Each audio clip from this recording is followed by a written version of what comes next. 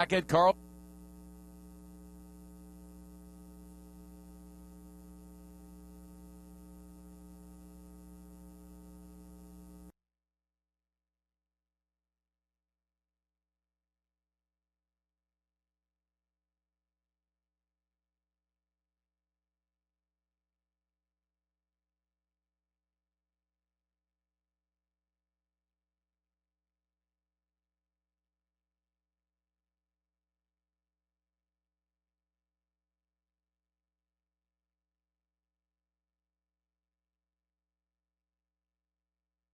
Of the Angels by Carl's Jr. The Portobello Mushroom $6 burger is back at Carl's Jr. More than just a piece of meat. By Aflac, we've got you under our wing. And by Verizon, America's largest mobile-to-mobile calling family. Welcome back to the Big A. A nice, cool evening. Temperatures in the low 70s for tonight's Game 2 between the Angels and the Chicago White Sox. The Angels come in at 23-21, 3 games back of Texas for first place in the American League West. Meantime, Chicago 20-24, 5.5 games back of Detroit for first place in the American League Central. And there is Torrey Hunter. He's coming back and playing center field. And Ozzie Guillen, he is back from an illness, family illness in Venezuela, and had to attend a funeral as well. And he is back for tonight's game after Joey Cora managed the club in Guillen's absence. Here's the batting order that Ozzie signed tonight. Scott Podsednik, then Alexi Ramirez, Jermaine Dye, Jim Thome belted number 549, Paul Konerko, Brian Anderson, Josh Fields, Jason Nix, and Corky Miller. Chicago 17 runs last night. It ties the most ever versus this Angels ball club. Joe Saunders on the hill. His job, keep it down and keep it away from the nitro zone of Chicago. Yeah, but now he's going to stay to his strengths, though, Fizz, and his strengths are sinkers down, little curveballs, sliders, occasional changeups, everything down in the zone. He's not going to strike out a lot of batters. Okay, he's going to give a lot of ground balls up, so the defense has to be on their toes. Saunders, with his cool demeanor on the mound, means a lot. Tough that this guy doesn't show any sign of anything, really. Any disappointment, any happiness, nothing. That's what you want. That's why they call him Cool Joe Saunders, and they're expecting him to have another good game and get them back on the winning track. And defending behind him, which is highly important. I mentioned the ground balls he brings. If there are any fly balls, you know you got the best in center field in the world. He's outstanding, and he's been showing it lately. Abreu in right looks good. Juan Rivera's playing a solid left field this year. You got Figgins back over there at third base. He started at second last night, but Howie Kendrick's back in there. You've got Morales and Ibar, and also Mike Napoli's behind the plate. Hopefully he can get his bat going. He's been in a little slump, but Howie Kendrick's back out there again, and they're hopeful that this guy will start hitting where they have him down in the bottom of that order and continue his good play. He's only erred 2 times in 38 games. He's a solid defender. He has been out because of a tight left hamstring and also some sinus issues.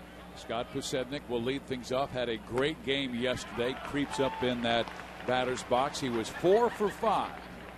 He's made 20 starts since his recall from the minor leagues on May 1st. A guy who was a major leaguer, then had to fight his way back in the minor leagues. And the pitch by Saunders misses 1-1. A little different look than last night, as the first 4 hitters of the game against Irvin Santana all had singles. But Saunders throwing from the left side should present a little different obstacle. There's a big curveball miss. That's 2 back-to-back curves. Scott Podsednik batting .303, 5 RBIs. Joe does not want to lose this guy because he has excellent speed, and the White Sox have been very successful when he reaches. And my goodness, the 1 through 4 hitters were fantastic. 1 through 4 hitters, Podsednik, Ramirez, Dye, and Thome, reached 13 of their first 15 plate appearances last night. And they had 11 hits, 2 walks, 9 runs, and 12 RBIs. Podsednik was on 5 times. He's never faced Joe Saunders before, Scott Podsednik.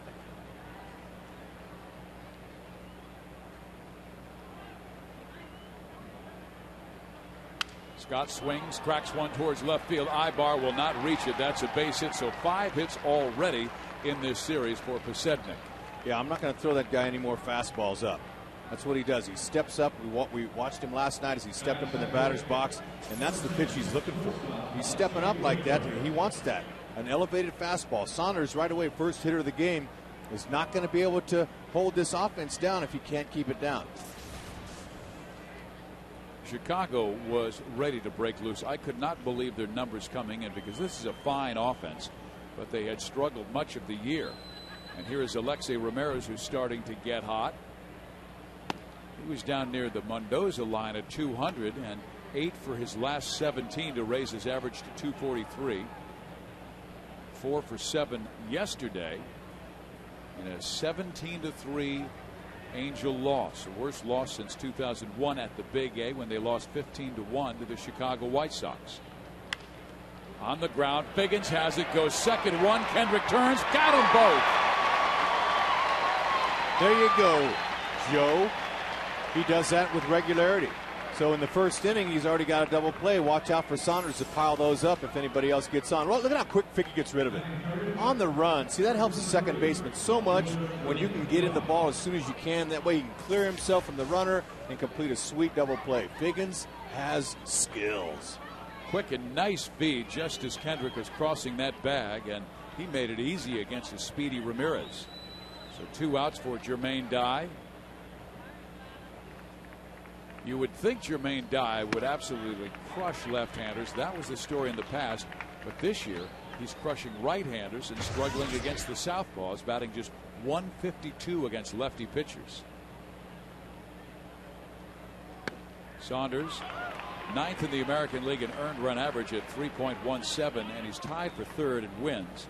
Roy Halladay with 8, Zach Greinke with 7. Greinke's going for win number 8 tonight. Kansas City has a 4-1 lead over Detroit in the bottom of the 7th. Pitch runs inside. It's like so far he's staying in on Dye. You want to try to jam him so he can't get his hands extended. This guy's lethal. Outside. 1 ball, 2 strikes. Dye with 12 home runs, 30 RBIs. White Sox are 7-5 against left-handed starters this year.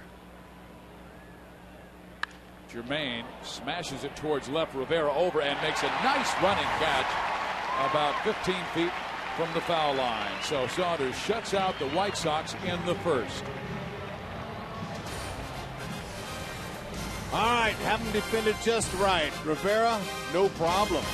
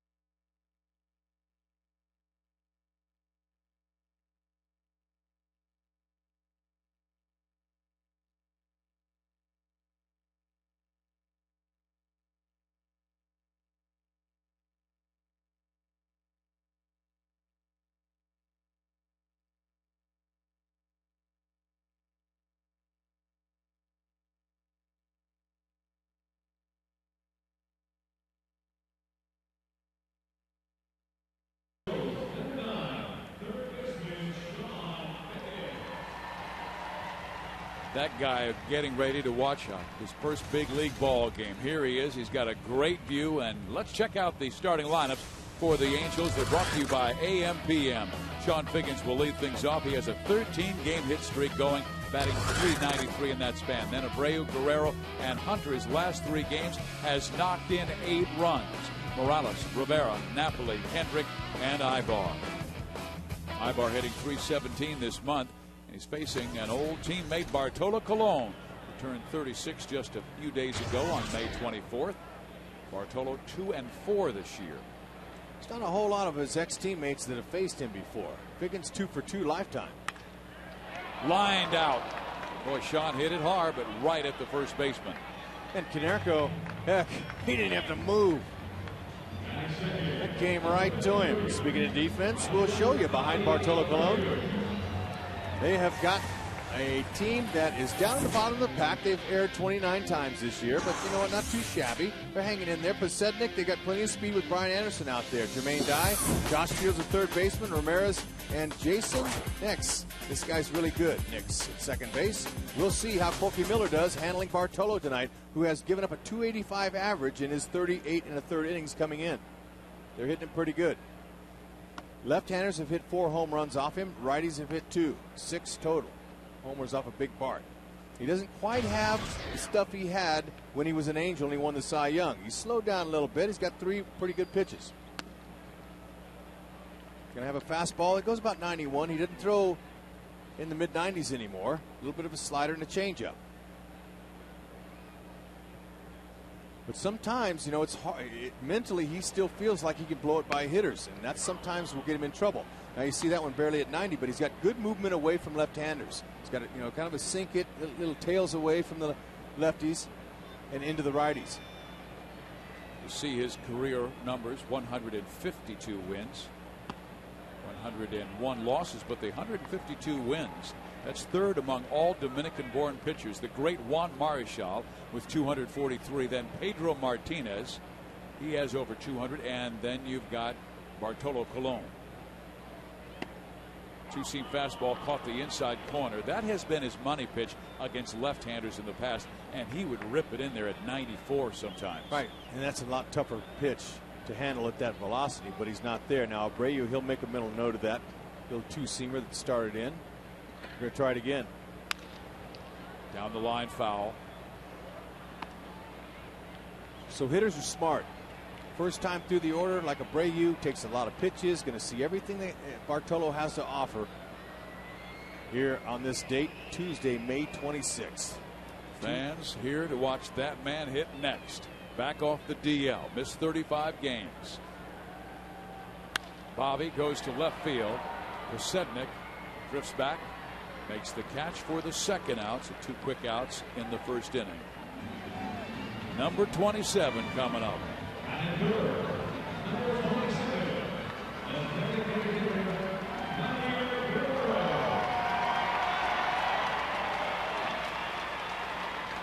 They absolutely love this guy. He was 0 for 4 last night, but he has been such a great hitter and so popular here in Southern California. He hit a couple balls hard. Bartolo going after strike 1. In last night's game, he hit him right at him. 2 for 4 lifetime off Bartolo. Angels scored 3 runs in the first inning to tie the game, and then Chicago said, see you later. Slow roller to third. Fields up with it. Throws out Guerrero. The Angels are quickly out in the first. Second inning we go, looking for our first run.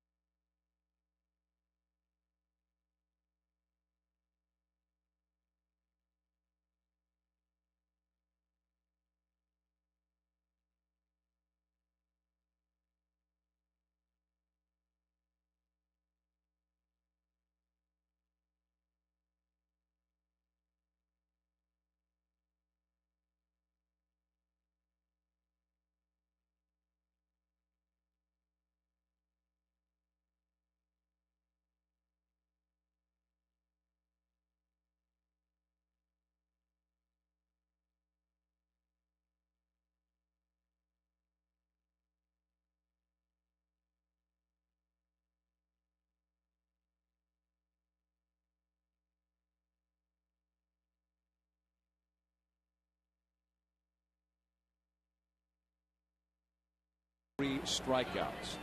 And more importantly, he has got a great record after an Angels loss, and the Angels were humbled last night to the tune of 17-3. Well, Joe Saunders is 20-5 in his career following an Angels loss. That's important.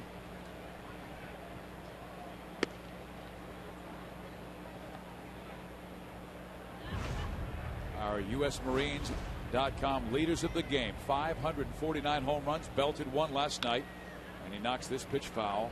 This guy is one of the strongest men in the game. Country strong. Yep. Like he's been pulling buffalo across the plains. You know, I always kid him and tell him he has the strongest lower body of the strongest animal in the jungle, in the African jungle. That's the Cape buffalo, the strongest animal in the jungle. You've been watching Discovery Channel again. That's right. But you know what? Jim Thome, like you said, he gets a lot of his power from his lower half. What else can you tell us about the Cape buffalo? He wishes that he had the speed of the African's fastest animal. That's the cheetah. He says that when he comes back and is a player again, he wants to have both the strength and the cheetah speed. I am working with a father of 4 tonight, and Jim Thome goes down on strikes, much like the cheetah when he catches the buffalo. That's right. He's down, but you know what, though? He's not done. Look at this guy. He holds his head up when he strikes out. That's the thing that youngsters can learn. Saunders going to break that ball away from him. Jim Thome, though, this year, he's hitting 360 off of lefties, so he's gotten off to a good start against southpaws. Saunders goes to work against a right-hander with good power. He belted a home run last night. 7th of the year, and Paul having a good comeback season because Konerko last year only hit .240 with 22 home runs. This year, that batting average back up there at .306. Yep, he's gotten off to a good start. That's going to help in the confidence department. 3 for 7 with a homer, lifetime off Saunders.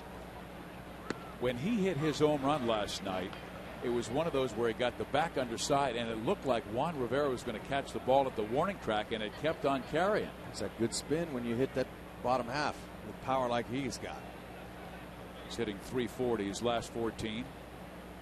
Rivera just ran out of room. Ground ball struck to short. Ibar has it. Quick toss, high one. Morales, nice play, 2 out.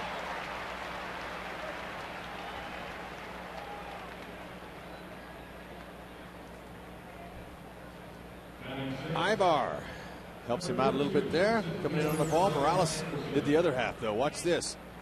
Got to be quick over there. And agility. Has some agility as he shows there. He comes up and down right on the bag.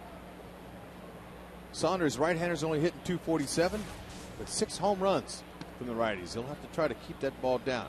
Lefties .220 with just 1 homer. 7 home runs total by Saunders with a .240 average against the league. Brian Anderson didn't get the start last night and still went 3 for 5, and he skies this one in the air to left field. Rivera near the track, pulls it down. 1-2-3 second inning for Saunders.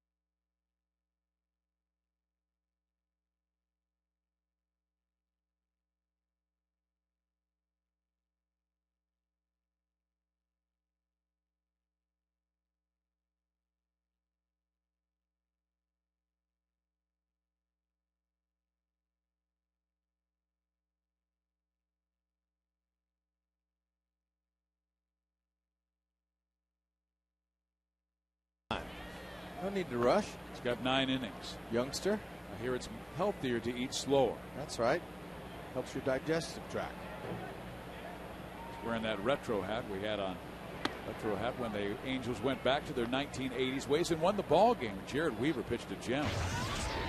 Here is Torii Hunter. 10 home runs for Hunter. And Torii also has 23 RBIs this month. The club record for the month of May, 28, set by Mo Vaughn back in 1999. He's having a great month. And he rips this one towards left, and that ball is fair into the corner. It bounces around. Pasetnik will bring it into third base, and Hunter has a leadoff double. His 12th of the season. If that ball's elevated, Bartolo's going to get hit hard. Same like most pitchers that don't have an overpowering fastball. That ball was right over the middle of the plate. And a Howard's replay. We're going to show you the Exmo here where it slows it down super slow motion where you can see the rotation. Now, if hitters had that kind of vision, you'd see a lot of 400 hitters in the game. Angels last night with runners in scoring possession were 2 for 10. White Sox an incredible 11 for 21. They had runners in scoring position 21 times and had 11 hits, and consequently had 17 runs, 24 hits allowed. They're too shy of the franchise record given up. Morales, the batter, takes low. He hasn't gotten to the halfway point yet. He's waiting for the first Angel run, then he'll really power it down. Morales, he's working at it now. That's a little Kobayashi action right there. He's the record holder, right, for eating the most hot dogs. See, Colon's a little nervous about Torii. Why? Because he steals bases. That's why, and he likes to steal third better than second. So Colon's got his attention on Torii, which could be dangerous facing Morales. Inside. 2 balls, no strikes. And, you know, throw out the unwritten rules where you can't get thrown out at third for the first out or the last out for Mike Scioscia's team.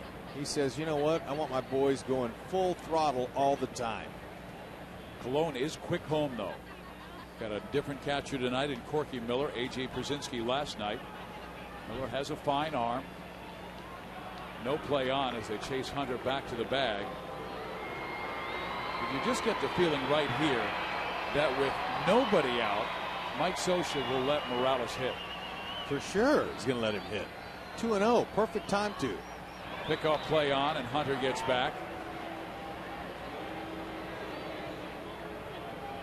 But you take your focus off of this hitter here. It could be dangerous for you. Now, Morales has never faced Bartolo Colon before, but he's got 8 home runs, all of them from this side of the plate. Getting a little more comfortable with the hot dog, is able to cheer, clap with the dog in right hand. He's saying right here, right now.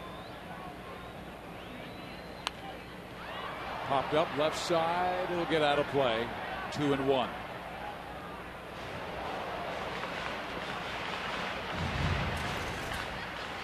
Bartolo Colon and all these pitchers are schooled before the game on. They sit with their catcher and they talk about the opposing hitters they're going to face. But you know, until you get out there and start gauging your pitches, you know, it can be a different game when there's a hitter in the box. And it's real life. They want to keep the ball away from Kendry. In the dirt, Miller bluffs the throw to second base. The count moves to 3-1. He is past the halfway mark. He's getting close. He continues on his dinner here on a beautiful Tuesday night at the ballpark. That dog's not going anywhere. Nope.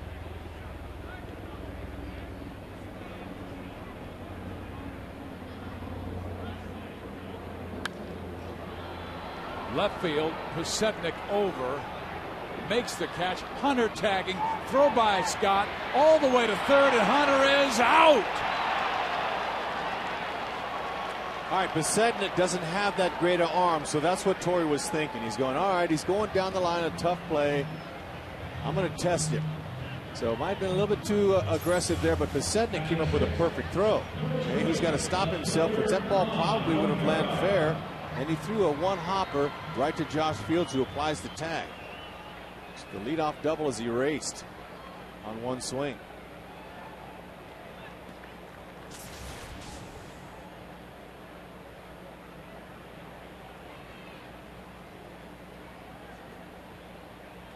F7-5 double play. Juan Rivera, the batter. Angels have to be a little more creative. Some teams sit back and wait for the 3-run home run, but the Angels are 13th in the American League in home runs with just 35. That'll get out of play. Outfield of Dye in right, Anderson in center, Posebnik in left field. Getting near the end. Wonder what's the next course. Well, I had him at 8 bites in between pitches, but that was with a man on base. Now from the full windup, we've only counted 4 to 5 bites between pitches. Rivera's never faced Bartolo before.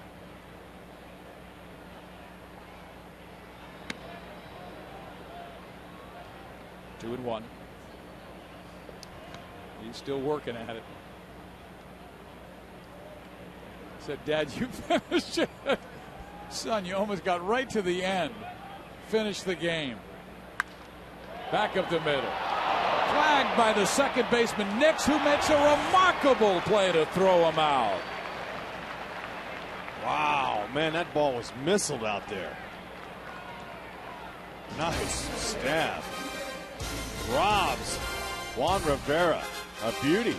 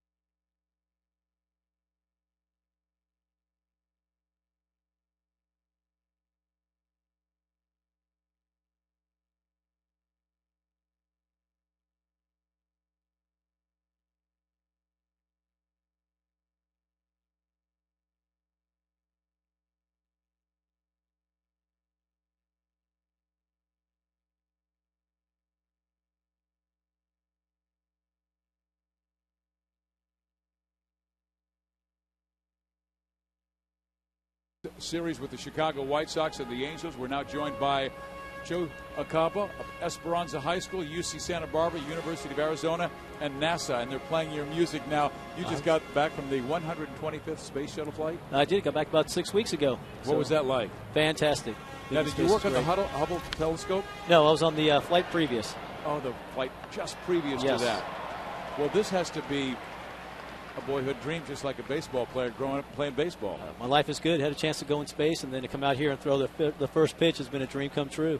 Been a good day. It's pretty awesome, Joe. What's it like to train to become an astronaut? I mean, how hard is that? It's tough, the training, but they've got a great program in place, and it's fun to go to work every day. It's like these guys out here training. I'm sure they work hard, but it's a fun job. If there's a youngster out there that wants to get started, how does he do it? Does he graduate from high school, then go into a program? Does he have to go to college and get a 4-year degree? You do need to go to college and get a degree in any of the math, sciences, or engineering. You can do that, work hard, and have fun. You can be an astronaut. It's very cool. It is. Sounds easy. Well, let me ask you about the future of the space program. Well, we have the shuttle's going to retire at the end of 2010, so we have 8 more shuttle flights, and we're in the process of building a new spacecraft that'll hopefully get us up to the moon in 2020. A high throw trying to catch Josh Fields, and the throw goes into center field, so it will be a stolen base and an error on the catcher, Mike Napoli. So tell me about the new ship that will be going into outer space. Well, if you're a little bit older like myself, you'll remember the old Apollo capsules that we had. It looks very similar. It'll just be a little bit more high tech, and it'll get us back to the space station. We'll go to the moon with it, and hopefully someday some of these youngsters here will head on to Mars in it. How many will it carry? Anywhere from 4 to 6. Wow, that is a big space capsule. It is. It's a pretty good size, and I think they have the weight under control, and it'll be neat to see it go up in a few years. When did you first become interested in space flight and becoming an astronaut? Well, I think a lot of people watching those guys walk on the moon on the Apollo missions was pretty inspiring, and from that point on, it was kind of that childhood dream to maybe get up there and have a chance to do it someday. I've just been fortunate enough to have that dream come true. When did it begin, that first dream? Well, very early on. Again, watching those as a kid, my parents would bring the old reel-to-reel tapes of the Apollo missions, and it was like watching it live, and that kind of sparked the imagination. And I was teaching middle school in Florida 5 years ago and saw a job application to become an astronaut and filled it out online and got lucky. Are you serious? That's how it worked out. There's a ground ball third. Figgins holds the runner. Records the out at first base, so a big play by Joe Saunders here. There's one down with a runner at third and third. Joe, what's it like to be in that outer space and gravity and weightless, and you're out there? I mean, some of us have never been there physically. What is that like? It's awesome. It takes the body a couple days to get used to it, but it's amazing how quickly we adapt, and you feel natural. I think it's just something in us that you just, after a day or so of floating around, but it's the best feeling. And if you ever watch astronauts, we work hard. We've always got a smile on our face because it's a lot of fun. Joe, how tough is it to use the restroom? Well, we could probably when you're in that kind of atmosphere. We could probably spend the rest of the game talking about that, but there are some challenges going to the restroom. You don't have gravity helping you like you do on Earth. And how about the job by Joe Saunders, who gets the next out, 2 outs, the runner staying put at third base. Now, when the space shuttle... Hey, these are just questions that I want to know as a kid. It's a great question. I have no problem with that question. I was just going to ask the question, when you got into outer space and you had a chance to take a look out the window for the first time, what was that experience like? Absolutely incredible. The Earth is beautiful from 200 miles up, and I hope everyone listening today has a chance to see that someday, because just photos and video doesn't do it credit. It's just absolutely beautiful. So what you're saying is this is our planet, and we have to take care of it. Most definitely, and it's very evident when you're up there looking down on it. You can see cities, you can see mountains. It's just absolutely incredible. Now, when you were up there, did you see the big A like that? Oh, yeah, we were looking right down on it. It was just like that with the little zoom telephoto. It was great. And you were yelling, Mike, send the runners. That's right. The views you can see, though, are pretty incredible. So you grew up in Southern California, an Angel fan? Of course. I like that. Got my whole family here. My sister lives right down the road, and parents still live in Anaheim, so definitely an Angel fan. Born in Inglewood, raised in Anaheim Rex, Esperanza High School. Love that. Not far away.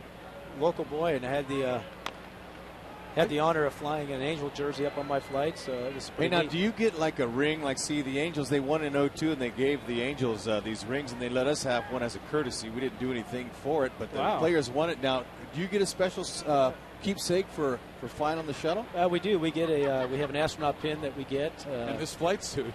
And the flight suit.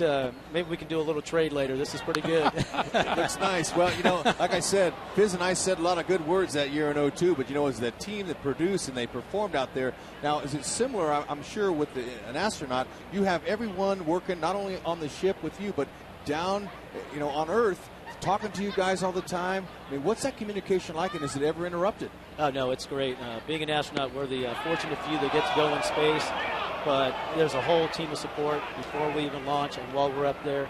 Communication's important, but no, we need their help. We couldn't do it without them. Teaching middle school 5 years ago. Yeah. I thought it was like right out of college you get into the NASA program. Here's the pitch to Pasetnik, and he takes a called strike 3. What a job by Joe Saunders. He's pitching like an astronaut. Joe Acaba went to outer space. Thank you so much. Hey, it's my pleasure. Thanks for having me. Way to go, Joe. Good strike, too. Thank you. Threw out the first pitch today.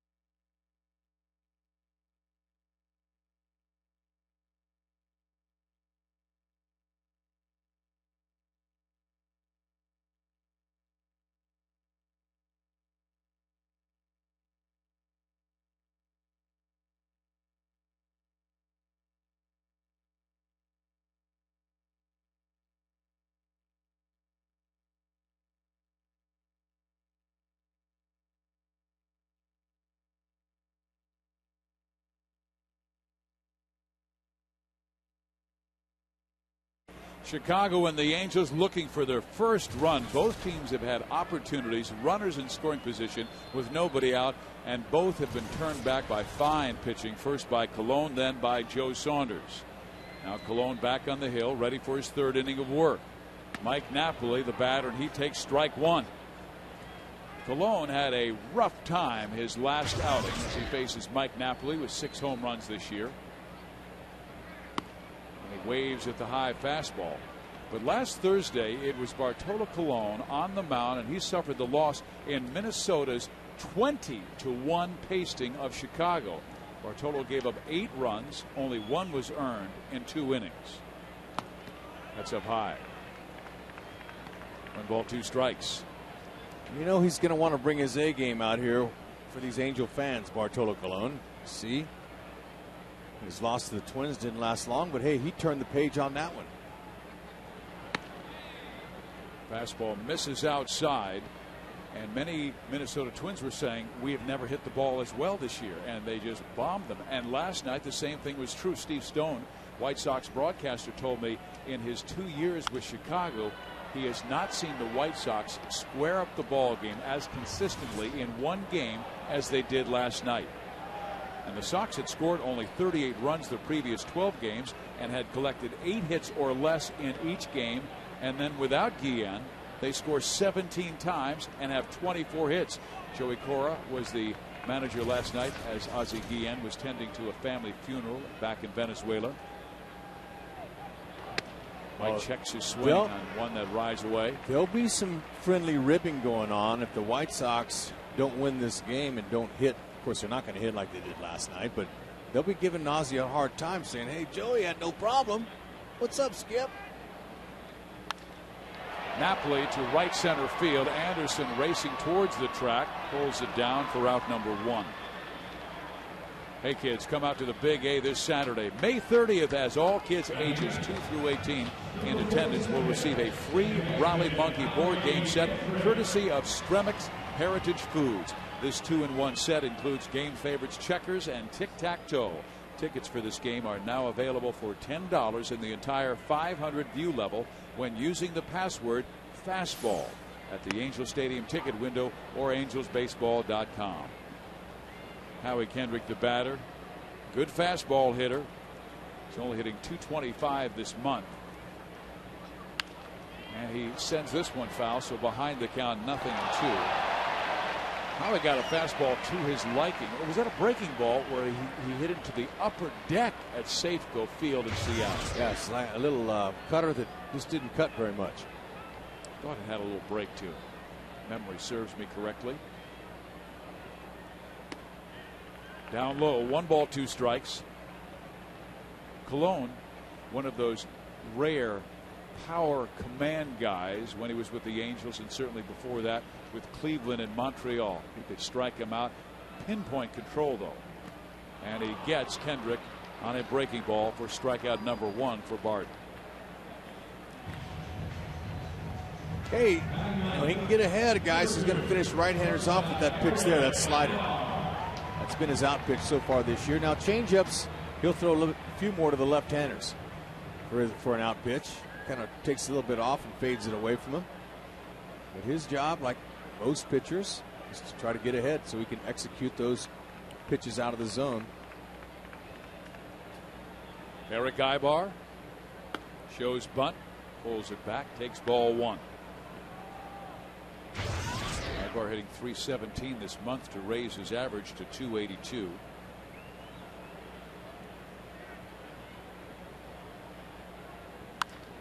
In the air, left side, Scott Podsednik. Good pitching to start this ball game. Joe Saunders and Bartolo Colon. A 0-0 ball game heading to the 4th.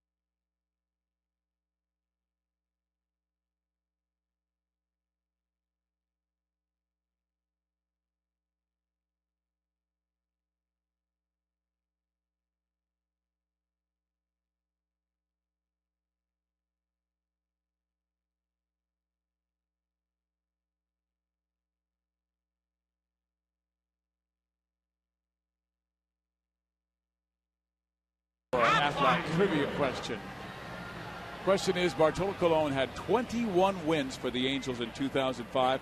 Who are the only two Angels ever with more wins in 1 year? We'll give you the answer later in the ball game. One of those pitchers had 41 starts that year. Joe Saunders back in the hill for his 4th inning. But Colon, that 2005 season, was the American League Cy Young Award winner, going 21-8, an ERA just under 3.5, throwing over 220 innings for the Angels, helping them to postseason. That is lash foul. How interesting that was to talk to a real live astronaut, Joseph Acaba. Pretty interesting, huh, Fizz? You know, you just wonder about a guy who is growing up in Anaheim, California, where he'll wind up. He wound up in a fabulous place 5 years ago teaching middle school, and the space program was looking for educators. So Joseph applied, got the job, and wound up in outer space. Wow. Pretty good roll. 0-2 pitch, up and away, 1-2.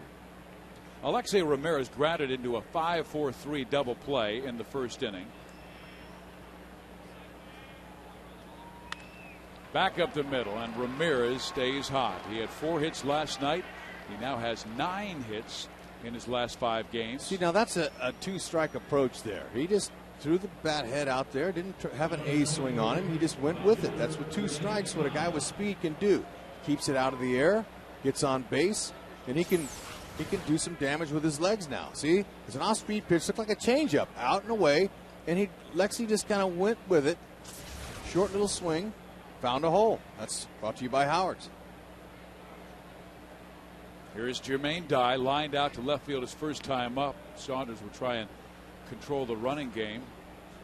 Fields singled, stole second base. Napoli threw it into center field, glancing off the shortstop's glove.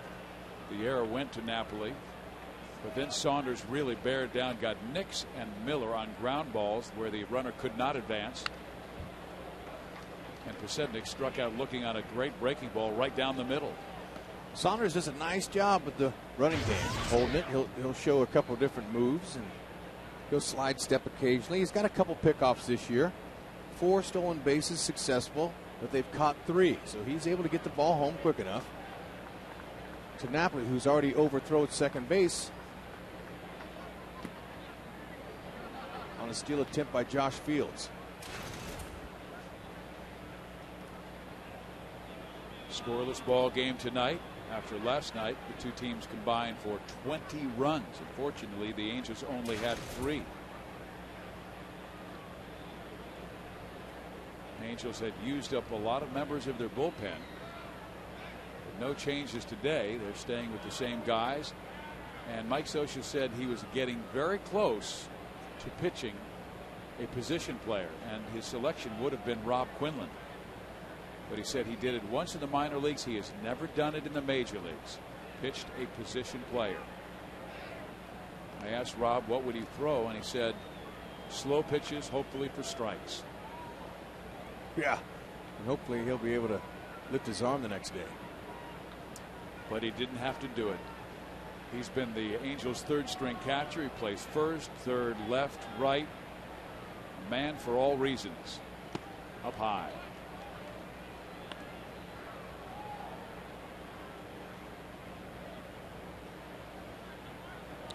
Saunders has already rolled 1 double play. That was back in the 1st inning, 2nd hit of the game. Love another one here. Dye's only grounded into 3 this year. Ramirez does not go, and the pitch is fouled off. Count moves to 2 balls and 2 strikes. They may just let Dye swing away. He's been so hot of late with 4 home runs, 9 RBIs in his last 6 games, and crushed the ball his first time up, lining out. Singled, homered, walked in his first 3 at-bats last night.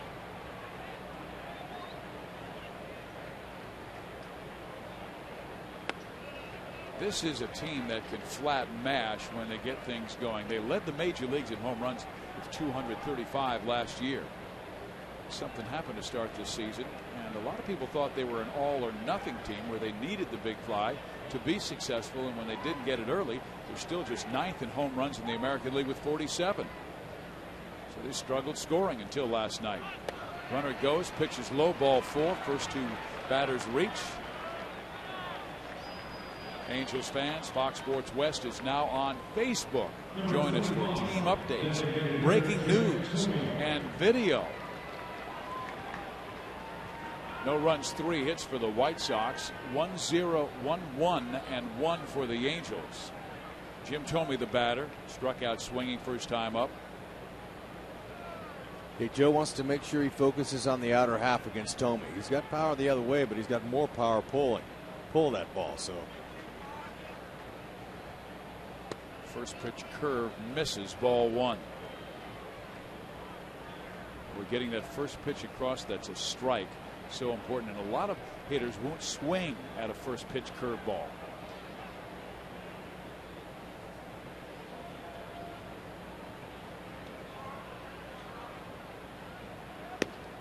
In there for a strike. 1 ball, 1 strike. And one record that Jim would like to stay away from, but that he'll likely break, is Reggie Jackson's all-time strikeout record. He's got 2,231. He has 1 tonight, so that gives him 41 for the season. Great hitter for Cleveland, Philadelphia, and now Chicago. Takes it back up the middle. Ibar touches second, goes to first. There's the double play. The Angels defensively had him positioned perfectly. Usually, if they're defending straight up, that's a base hit and an RBI. Hit it good, but right at him. Good job by Saunders and good positioning by Alfredo Griffin with the infielders. Had him right there. That's a routiner. Take the 2 outs early in the game. That man right there, 13th all time in home runs and walks. What a career. And Alfredo Griffin was doing the positioning of the defense, and the hit charts show that Thome hits the ball a lot on the ground to the right side. So the Angels, even with runners in first and second base, had the shortstop on the second base side of the bag, and the second baseman Howie Kendrick on the infield grass deep towards right. Saunders got Konerko on a ground ball to the shortstop last time up. Paul takes strike 1. Paul's home runs going down since 2005 when they won the World Championship. He had 35 the next year, then 31, and only 22 last year. He has 7 so far this year. Still, those numbers aren't bad. Low. 1 ball, 1 strike. That's Jim Wolf, home plate umpire, brother of Randy Wolf, whom the Angels saw in Game 2 of the Dodger Freeway Series. Brian Honora, the first base umpire, Phildon Colbreth, the second base, and Gary Cedarstrom, the third base. He's the crew chief. And Jim can umpire the bases when his brother's pitching, but can never be the home plate umpire. You know, Jim's got integrity. Come on. I agree, but they just won't have it. Well, there's not too many brother combinations, one umpire, one a big league pitcher. So that's quite a feat. I think what they're doing is saving the family dynamic for Thanksgiving dinners. Think they could get an argument? Now that'd be interesting. You know, I got that cutter in on the inside corner, and you didn't call it. Hey, would you pass me the turkey leg? No, I want you to answer my question. Wouldn't that be interesting? All right, Saunders keeping away from Konerko's power. That's the key. Pull hitters, they try to pull that outside pitch, give you a ground ball rollout. That's what he's hoping for. Stay out of the middle. Outside, the count's full, 3-2. Again, you've got Ramirez at third base. Joe Saunders has allowed the leadoff man to get on 3 times in this ball game. They've yet to score, and Brian Anderson, a hot hitter, waiting on deck. Still, Konerko's home runs might have gone down, but, you know, with 9 seasons with at least 20 home runs, that's some production. He did not give him the fastball. Threw him the changeup, swung on and missed, and again, Saunders leaves a man on.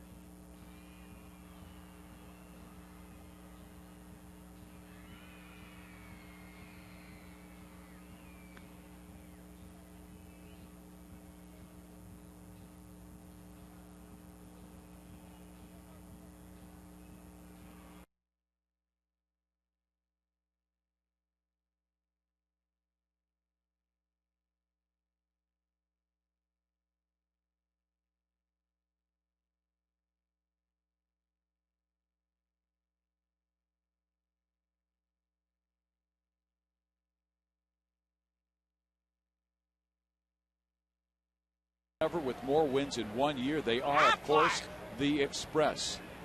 Nolan Ryan and Clyde Wright in 1970, the great lefty. Way to go, Clyde. Made our Aflac trivia question. You know that season that Nolan Ryan won his 22, he also lost 16 ball games. That club had absolutely no offense. Ryan had 41 starts that year.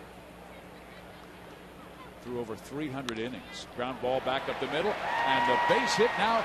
Streak now reaches 14. That ties Sean Figgins' all-time record. He had 14 consecutive games hitting successfully back in 2007.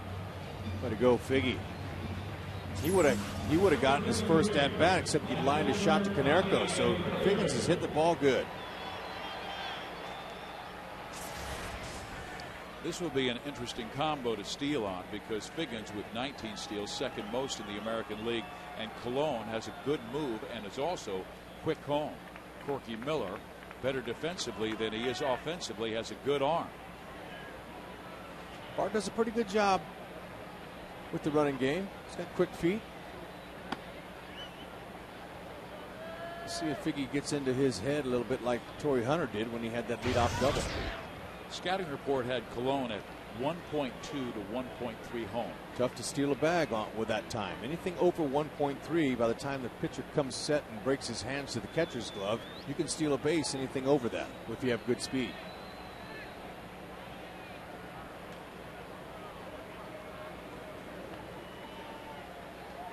Bart's a nice athlete. You look at his physique and people say, oh man, he can't move very well, but don't let that surprise you. He's a good athlete.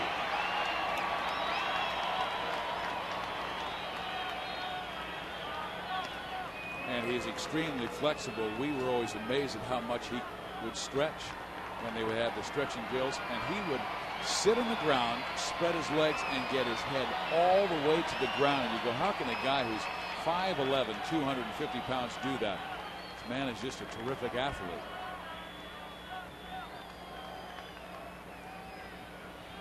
Figgins does not go, and the ball is shot to Konerko.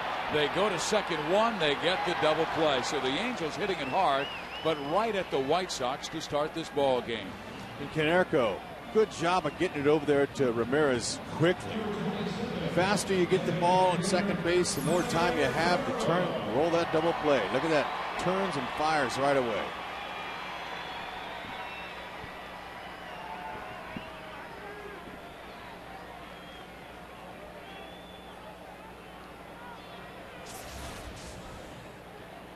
Two outs for Vlad Guerrero.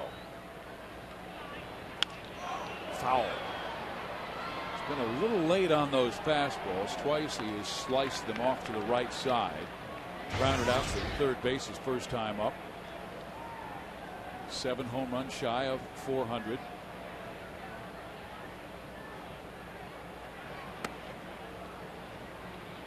Only Vlad Guerrero and Lou Gehrig, the last for 11 straight years, hit 300 or 25 or more home runs. He has 4 months to make it happen. Make it 12. And he shoots this one down the right field line into the corner. It goes, and that is twisting and going foul. So it's 1 ball and 2 strikes for Vlad Guerrero. Hey, Vlad can sense that Bartolo doesn't really want to come inside on him. Although in his last at bat he grounded out to the third baseman. But this time Bartolo seems to be going away with him. Now watch out in here. He might try to come in with a little two-seam running fastball.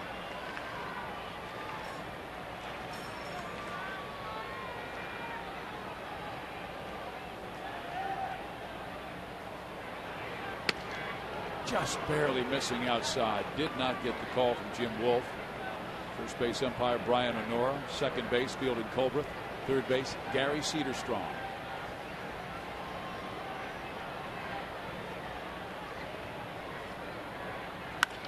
That's a base hit. First hit for Gladys. It's coming off the DL. Time for the Firestone leaderboard.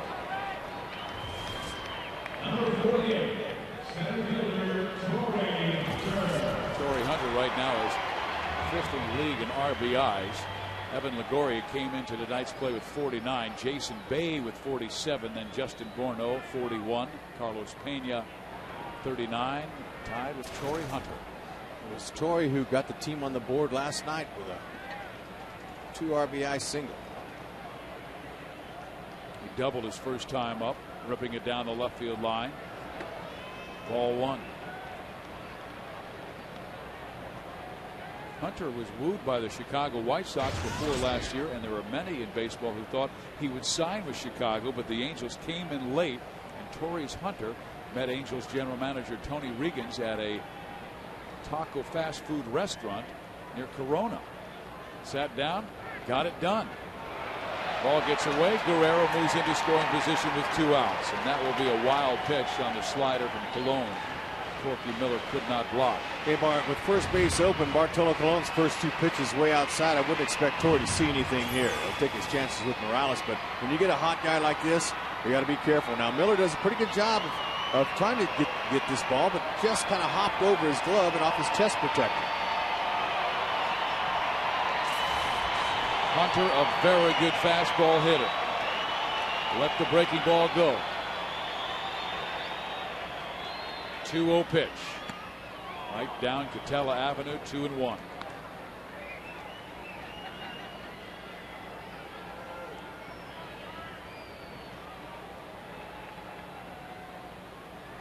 Eight RBIs in the last 3 games. Bartolo knows it.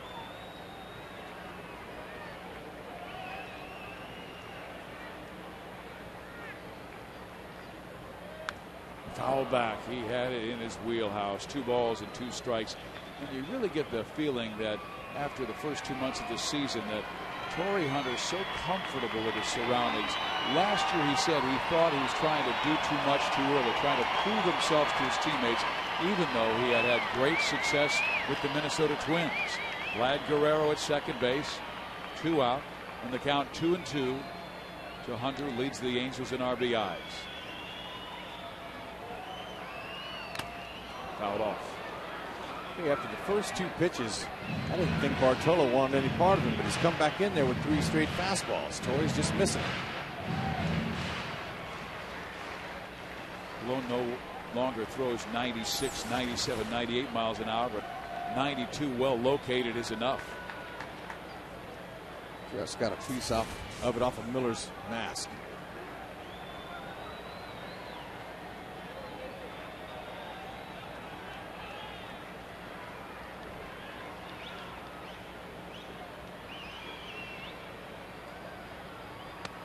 Struck him out. 2 strikeouts for Colon. The Angels leave a runner in the 4th.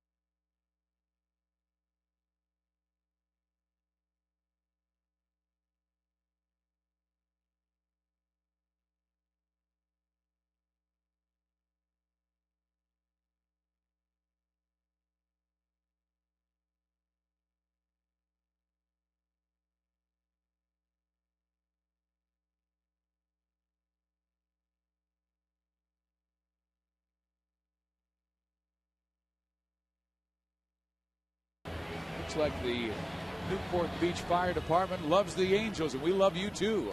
It's amazing how many police officers and firemen we meet who just love this ball club here in Southern California. And today, Joe Acaba, an astronaut, visited us, and he has been a lifetime Angel fan. Just got back from the 125th Space Shuttle. Pride of Esperanza High School. Here is Joe Saunders to work the Chicago White Sox. Brian Anderson, Josh Fields, and Jason Nix. Anderson flied out to left field his first time up.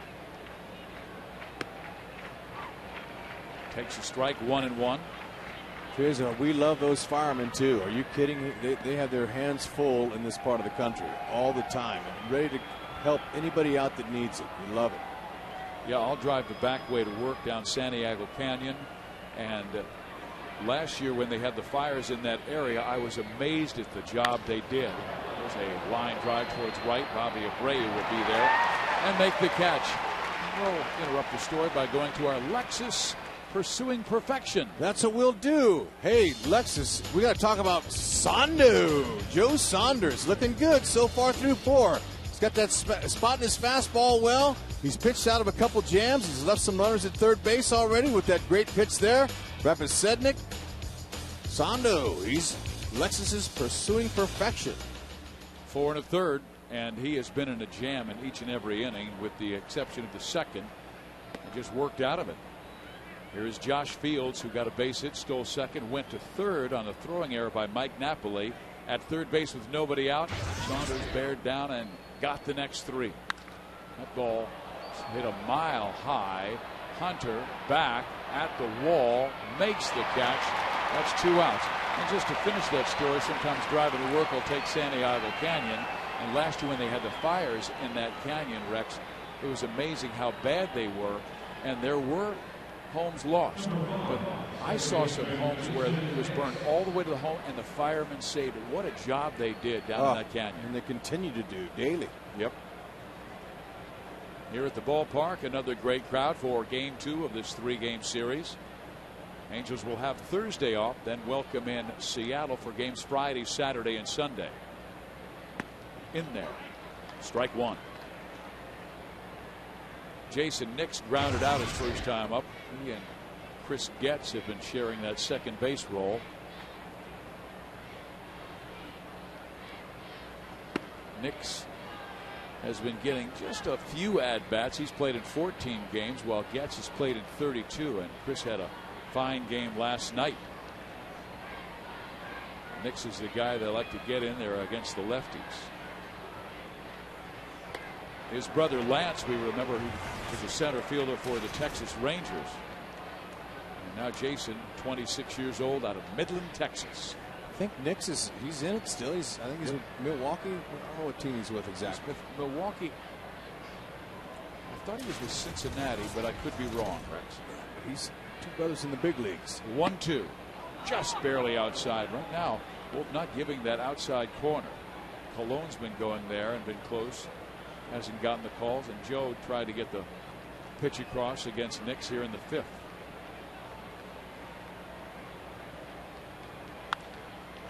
Popped him up right side. Morales, does he have room? No. Top of the dugout.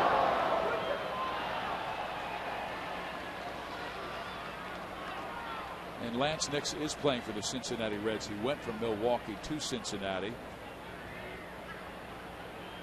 Big, strong center fielder. We remember him making some great catches in center at the ballpark in Arlington. Brother Jason, an infielder. Gets another chance.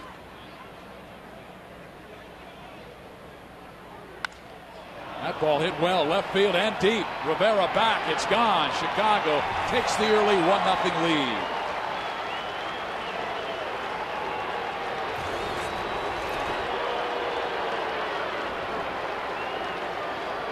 Saunders gave one up there. His 8th home run he's given up. Nix checks in with his 3rd.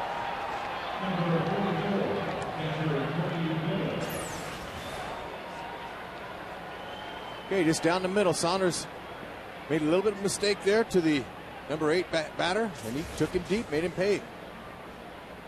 Here is Corky Miller going after the pitch, sending a fly ball to right. Abreu makes a nice running catch. That will do it for Chicago in the 5th. But Lance Nix's brother Jason goes deep, knocks it out. Chicago leads 1-0.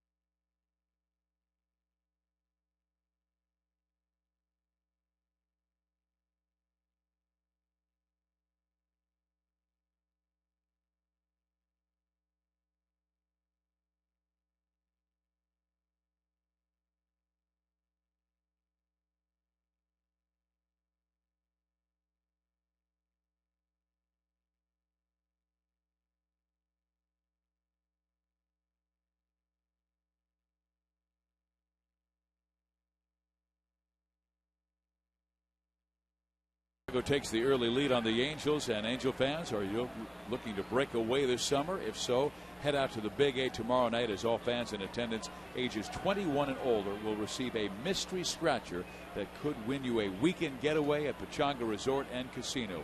Other prizes include vouchers worth up to $100 redeemable at Pechanga.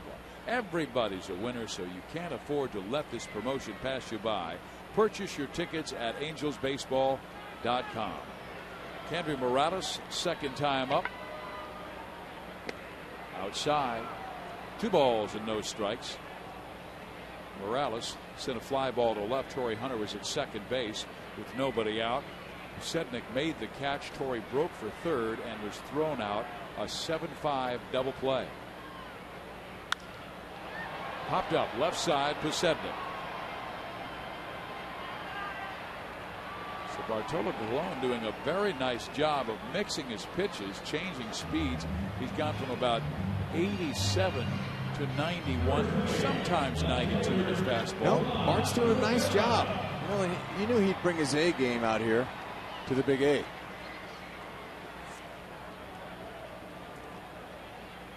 Looking good so far. Establishing early, throwing some curveballs, keeping him honest.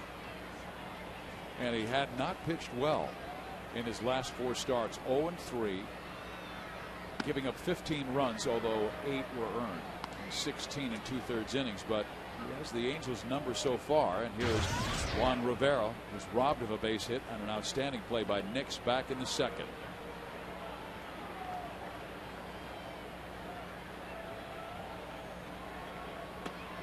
One ball, 1 strike. Colon has now thrown 57 pitches. Great pitch efficiency. The most he's thrown in any one inning was 15, and that was in the 4th. He's always around the plate, showing pinpoint accuracy tonight. That ball stroked towards third, picked off by Fields. 2 outs. Let's check the buy.com American League West standings. The Texas Rangers have just started their game with the New York Yankees, and they have a 3-game lead on the Angels going into today, but they had a rain delay with the Yankees in Arlington, and Texas has a 2-0 lead early in that contest. The Yankees won last night 11-1. 2 outs, nobody on. Batters Mike Napoli. Napoli in a 1-for-17 slide. Ball 1. Nothing like getting on track with a big fly. Let's see. They got him played to the opposite field. In the outfield, I know he's got a good inside-out stroke.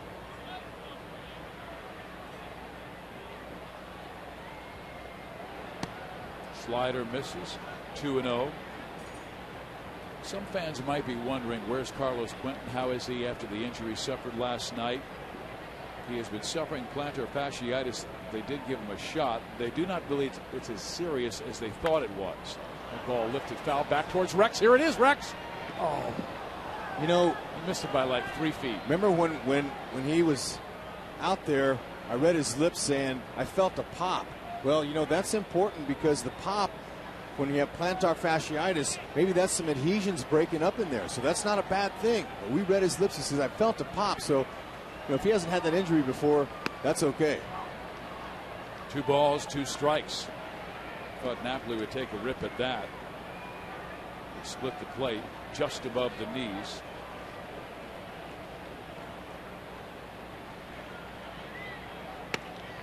Outside, 3-2. Believe me, with Bartolo's 90-91 mile-an-hour fastball, that's plenty to get big league hitters out when he's showing what he can do tonight. He's putting the ball off the zone, teasing Angel hitters a little bit by staying out of the middle of the plate.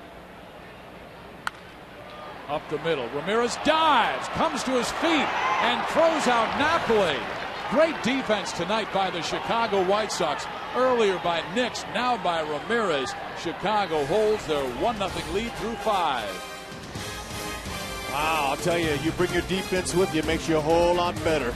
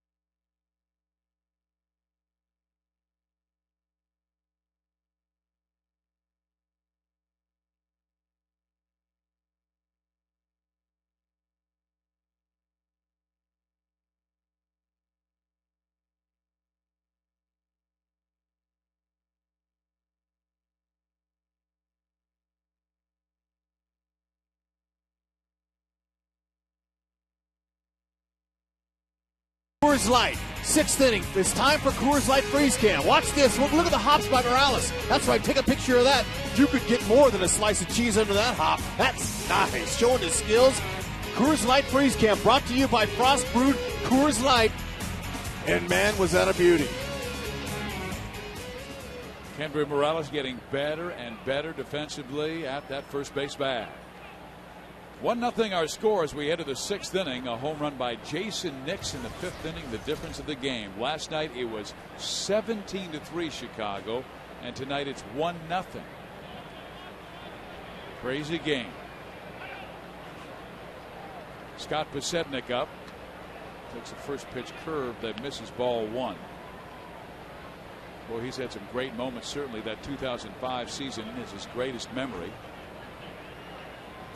Remember that game-ending home run off Brad Lidge in Game 2 of the 2005 World Series, and Chicago would sweep that series. The first World Series win since 1917 in there, 2-1. Ozzie Guillen.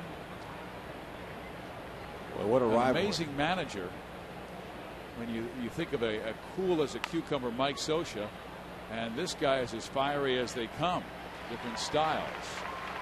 1 out. That's right, but the White Sox won a World Series before the Cubbies in a long time, so you know that they got bragging rights. Quite a rivalry they got in that city. 100 years for those Cubs. Yeah. They won it, and they won it this year, but Chicago really struggling right now. They have lost 8 straight ball games to fall to 4th in the National League Central.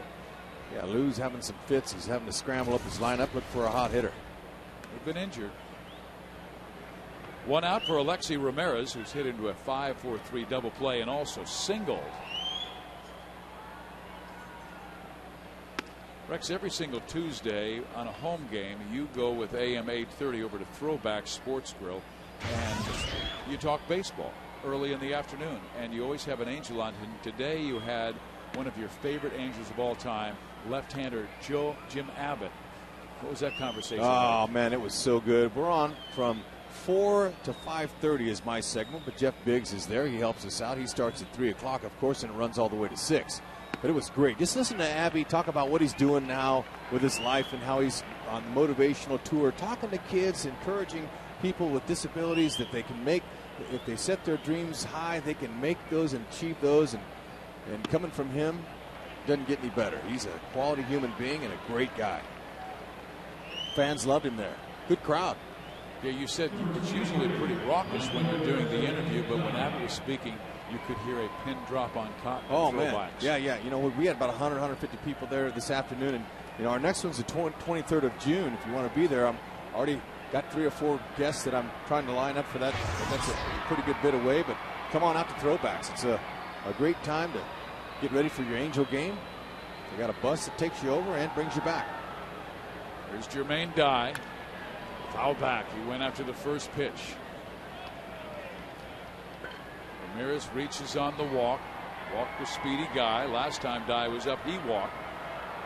So Joe with just 2 walks in the ball game. One of Dye, one of Ramirez.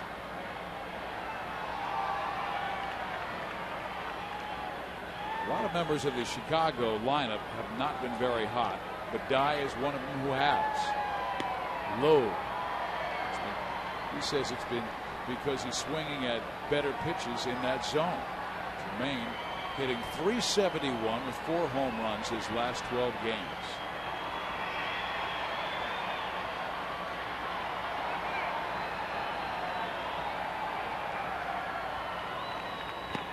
Swing and a miss, 1 and 2. Okay, nice changeup, perfectly located on the corner.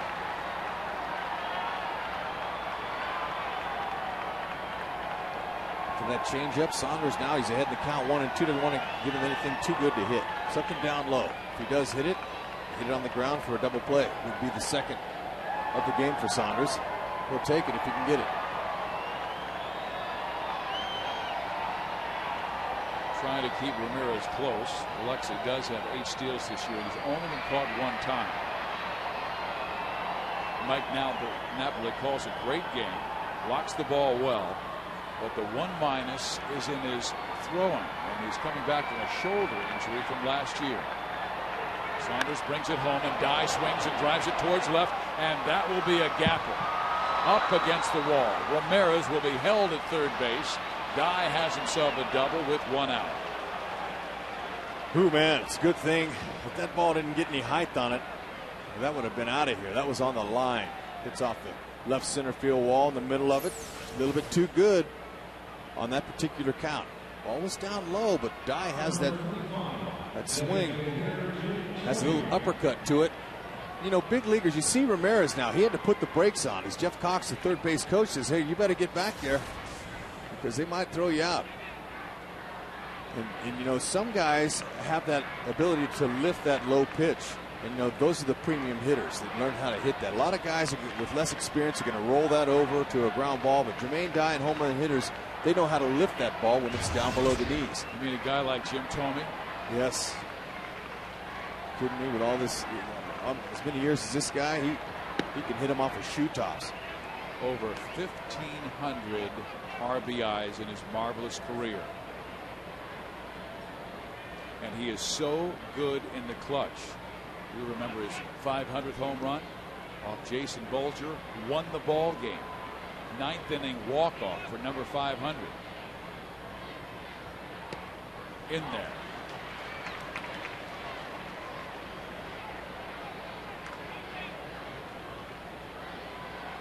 Thome belted a long home run to deep right center field last night.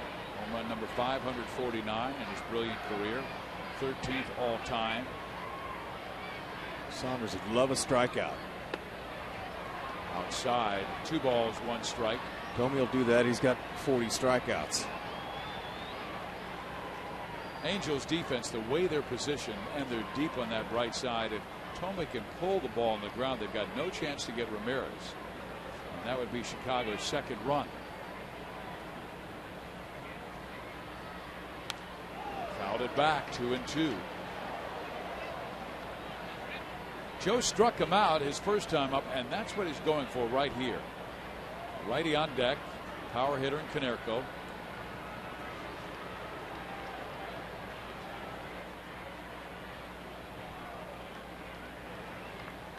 He wants the strikeout. He's going to have to try to stay away from him. Thome, he always points out there towards center field for his timing. And when that pitcher comes set, he brings it back. They appeal. He did not go. The count is full, 3-2. And I apologize, that home run was given up by Dustin Mosley. Yeah, you know, pitchers, they don't want to claim much as far as an offensive player doing something great against them, but that's not too shabby. Look, you give up a guy's 500 home run, hey, you're in the record book. You'd never be forgotten by at least Thome's family. An important pitch here with Joe Saunders in a 1-0 game, and Bartolo Colon really pitching well. And we want to remind our Angel fans that this Friday night we have a spectacular fireworks show. It's Big Bang Friday. The Seattle Mariners are in town, and great seats are all available and can be purchased at angelsbaseball.com or the Angel Stadium ticket window. That's the kind of show you'll see if you come on Friday. There was one just like that last night here for Memorial Day.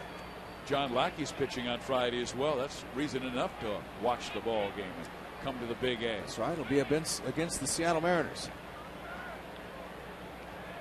Saunders 3-2.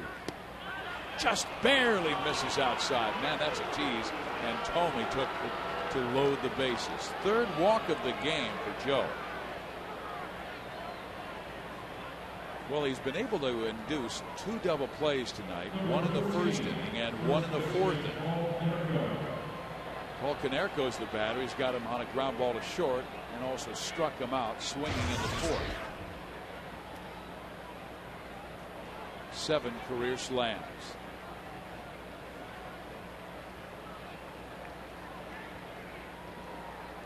He has grounded into 4 double plays this year. That's what Joe wants.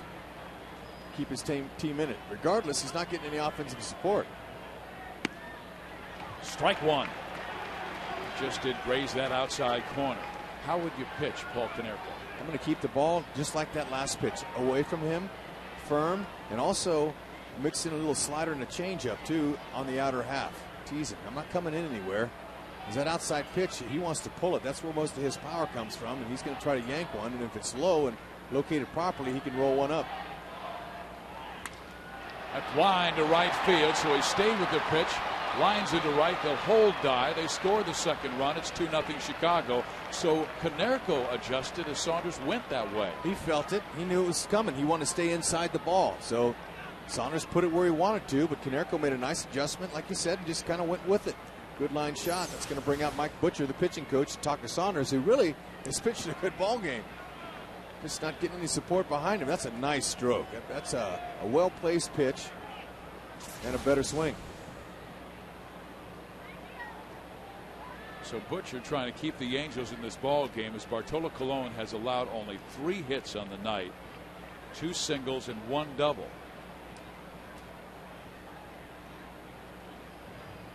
You've got a righty coming up in Brian Anderson. And Anderson has been on fire, came in with 8 hits in his last 15 at bats. He might be 0 for 2 tonight, but his first time up just barely missed a home run, sent it down the left field line. Juan Rivera made the catch, and then he lined out to right field in the 5th. Bobby Abreu making a nice running catch.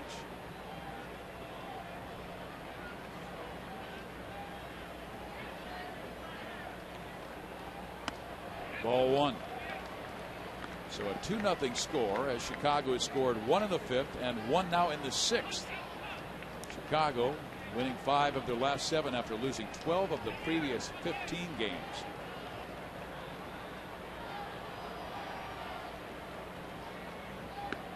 Low, 2 balls and no strikes. pitch count getting up there at 90. Came in with 67 prior to this inning and has needed 23 pitches to get just 1 out. He's walked 2 and given up 2 hits in the 6th.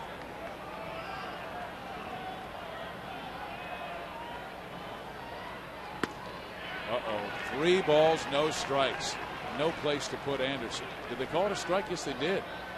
Man, Anderson talking with Jim Wolf, and that looked high. Keeps him in it. 3-0 much different than 2-1. Foul. Now it's back at 2-2 even. But Jermaine Dye, he almost got that, but see, he's in the foul ground there. Whenever you're on the foul ground and the ball hits you, it's all right. It's just a foul ball. But if you're on the line or inside the line and it hits you, you're out. Saunders with a very good changeup that he likes to throw to right-handers, down and away, and it gets a lot of double plays. He went with that fastball, hit sharply by Anderson. You could try to jam him with the fastball. Sometimes that works. You're right. And they do jam him with the fastball, and he strikes him out. So a big K for Saunders here in the 6th inning for out number 2. Okay, see, he'll elevate by design at times. Napoli wanted it up and in, and he got one there, and it just looks too good to the hitter, but lots of times you can't catch it. Good spot. 2 outs for Josh Fields. Singled in the 3rd, flied out to center in the 5th. Bases loaded for Chicago.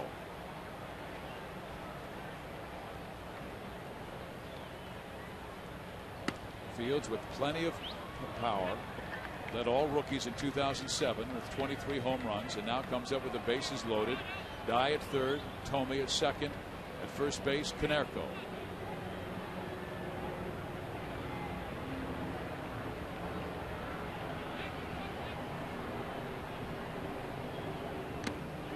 Got it by him at 91 miles an hour. Saunders doing a nice job here. It's hard to go unscathed, especially when you're in the middle of the order. But he's been kind of guiding the ship right through it here as best he can. Waiting for some Angel run support. The 1-1. 2 balls and 1 strike.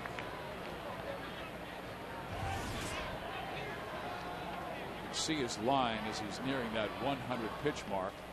Most of those pitches, well, a lot here coming in the 6th inning. First time he's been more than 20 pitches in an inning. 3 balls and 1 strike. And that was his 30th pitch of this inning. They're making him work for this one. Nowhere to put it. He knows he's got to make a perfect pitch. Fields in a RBI situation with the bases loaded.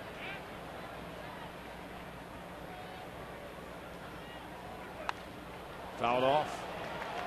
Fields was ready. Now I would expect a little slider down low, or maybe even a changeup. 3-2. Don't want to give this kid a fastball on a tee. Let's see what Napoli calls him.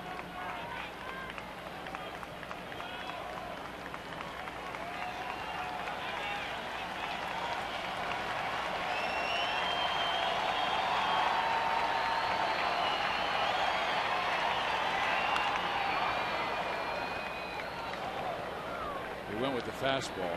Fields just did get under it.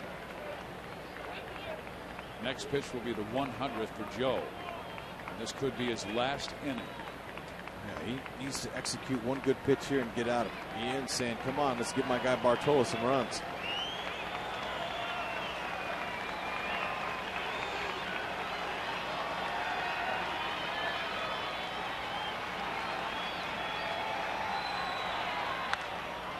Popped up, right side. Kendrick drifting out. Bobby Abreu calls him off and makes the catch. So Saunders gives up 1 run on a couple of hits, leaves the bases loaded.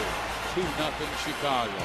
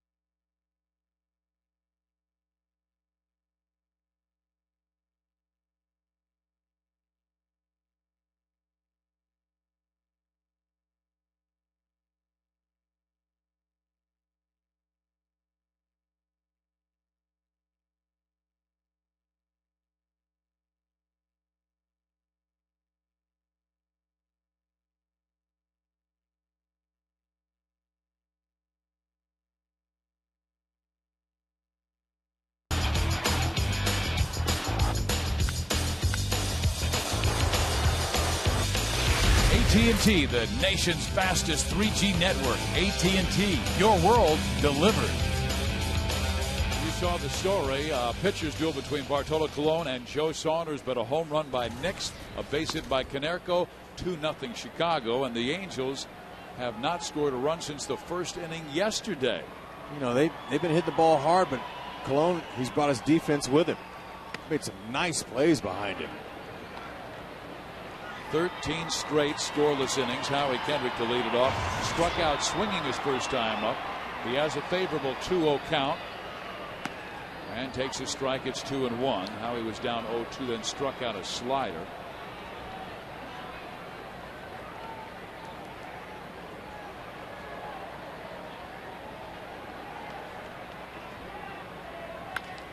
A bouncing ball up the middle. Ramirez reaches it, twists and fires. Excellent play by Ramirez. My goodness, is the White Sox defense excellent tonight. Man, I'm going to tell you what. He's long and lean and agile, and man, is he has got some kind of skills. Look at him get to it. Okay, now watch this. To be able to spin and fire on 1 foot like that with a lot on it, man, that's a highlight play. Like I said, they've been playing some great D behind Bartolo Colon. Pitching and defense is going to win you some games, and so far that's the way the White Sox are going, and look at how close that was. Alexi Ramirez made up with it with a big throw. A bunt. Colon has it. Underhands, 2 outs. Not a bad idea, just a little bit too much towards the pitcher. If he carries that with him, he's got an easy base hit. Bartolo Colon jumped off the mound, got it. He's been averaging 12 pitches per inning. He's thrown just 69 pitches and almost through 6 innings. Okay, this ball had some backspin on it. Watch, it hits that turf and it kind of backed up some. Bartolo Colon says, I can get that. And in another play, back to back, bang, bang. Sean Figgins has lined out and singled. 1 for 2. Strike 1. That was the 70th pitch thrown by Colon.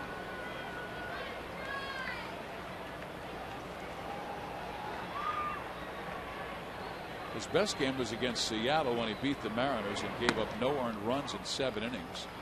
He also had a 6-inning shutout performance against Minnesota. So when Colon has his good command, well, he is pitching like he is tonight.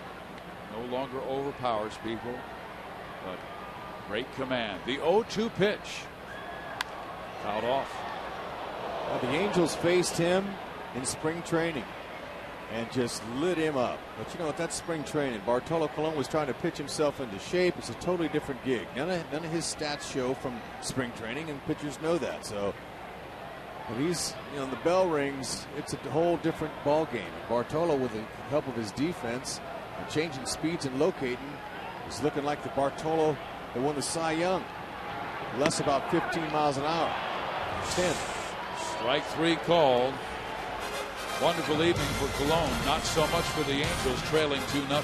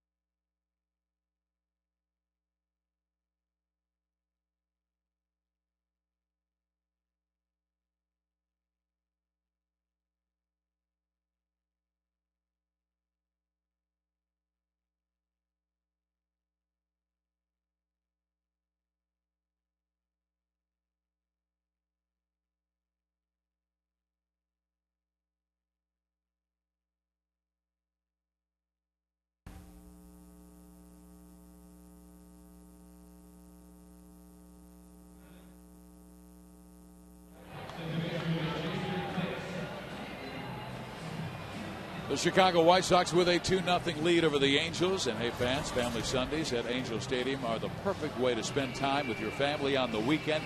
The next Family Sunday takes place this Sunday, May 31st. Angels, Seattle.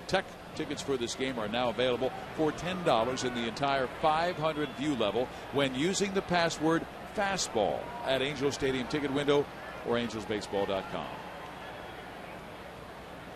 Love those Family Sundays. Then the Angels will head out on a long road trip to Toronto, Detroit, and Tampa Bay. So come see the Halos this week. Jason Nix belted a home run off Saunders his first time up. So Joe throws him that sinking fastball outside corner. He swings and misses on. Strike one. Sondo pitching his heart out tonight. But you know, it's hard when you don't have an offensive support. Now the Angels have gone 14 innings without a run. Okay, and only 4 hits in 14 innings. So that's one of the reasons Angels are just in a little bit of a slump right now offensively, obviously. Scott Shields warming up in the Angels pen.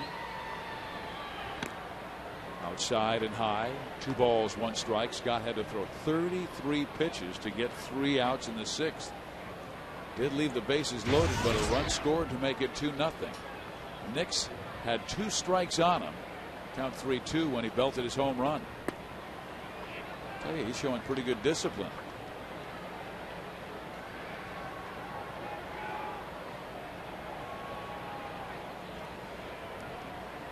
One of the reasons that Chicago was off to start the year, not in first place. That ball struck well towards left. Rivera's back, and Nix has gone deep twice. Are you kidding me? His first 2-homer game ever. Almost identical pitches and swing. He dropped the head of that bat right on it. That little back underside. Launched it out. 2 solos now for him. Get a good hitting count, you fall behind. The pitcher's got to come in there. He knew it. And once you hit a home run early in the game, you know that feeling. And it just all of a sudden becomes automatic. When you see that pitch, your eyes light up. Ball was thrown back on the field in left field, so they had to stop the game. So Old Boy could go and grab it, take it back. With a 3-0 Chicago lead.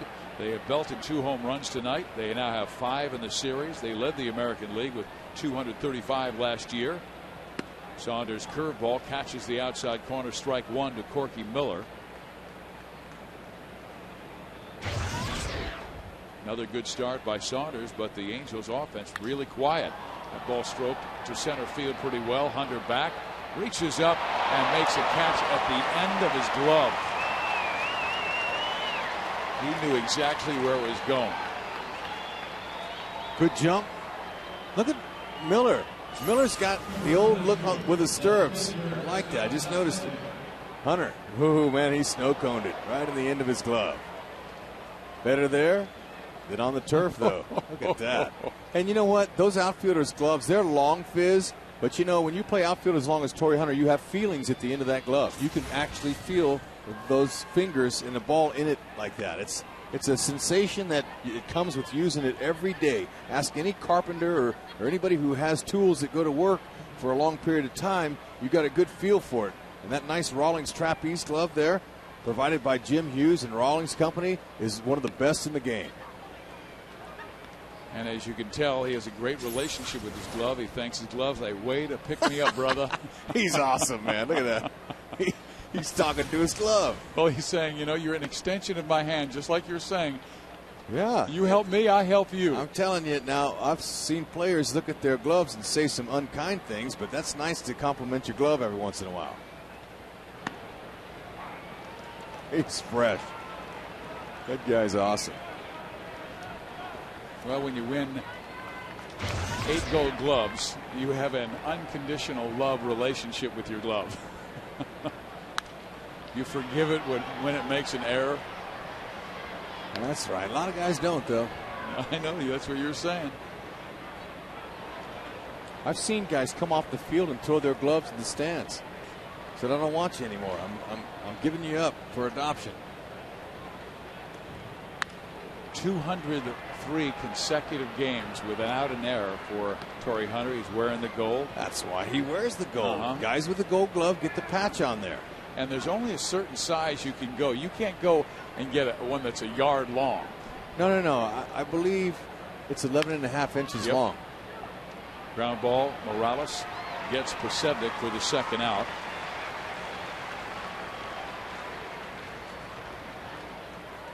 Texas leading the New York Yankees 2-0 top of the fourth inning, and Mike Scioscia is going to make a change here as Saunders has thrown 114 pitches, but he wants the right-hander to face Alexei Ramirez. Alexei, who has struck Saunders hard twice, but Joe wants to stay in, saying, Skipper, I got one more. Come on, I got it. Not this time, Joe. Here comes Scott Shields.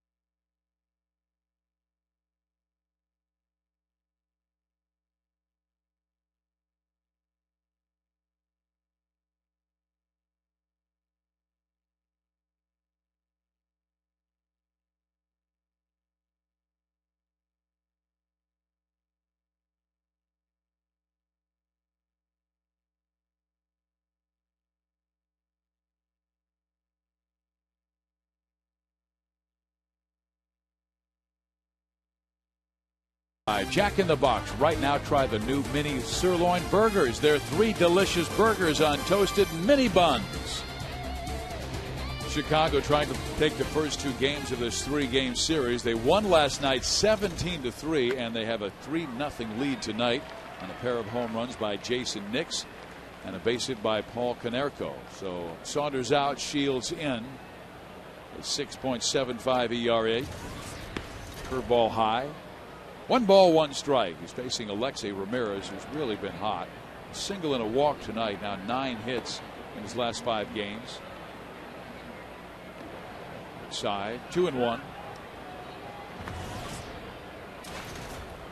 The Sox had been just 1-10 their previous 11 road games, with an ERA of 5.5. But the Angels have scored only 3 runs, and they all came in the first inning last night.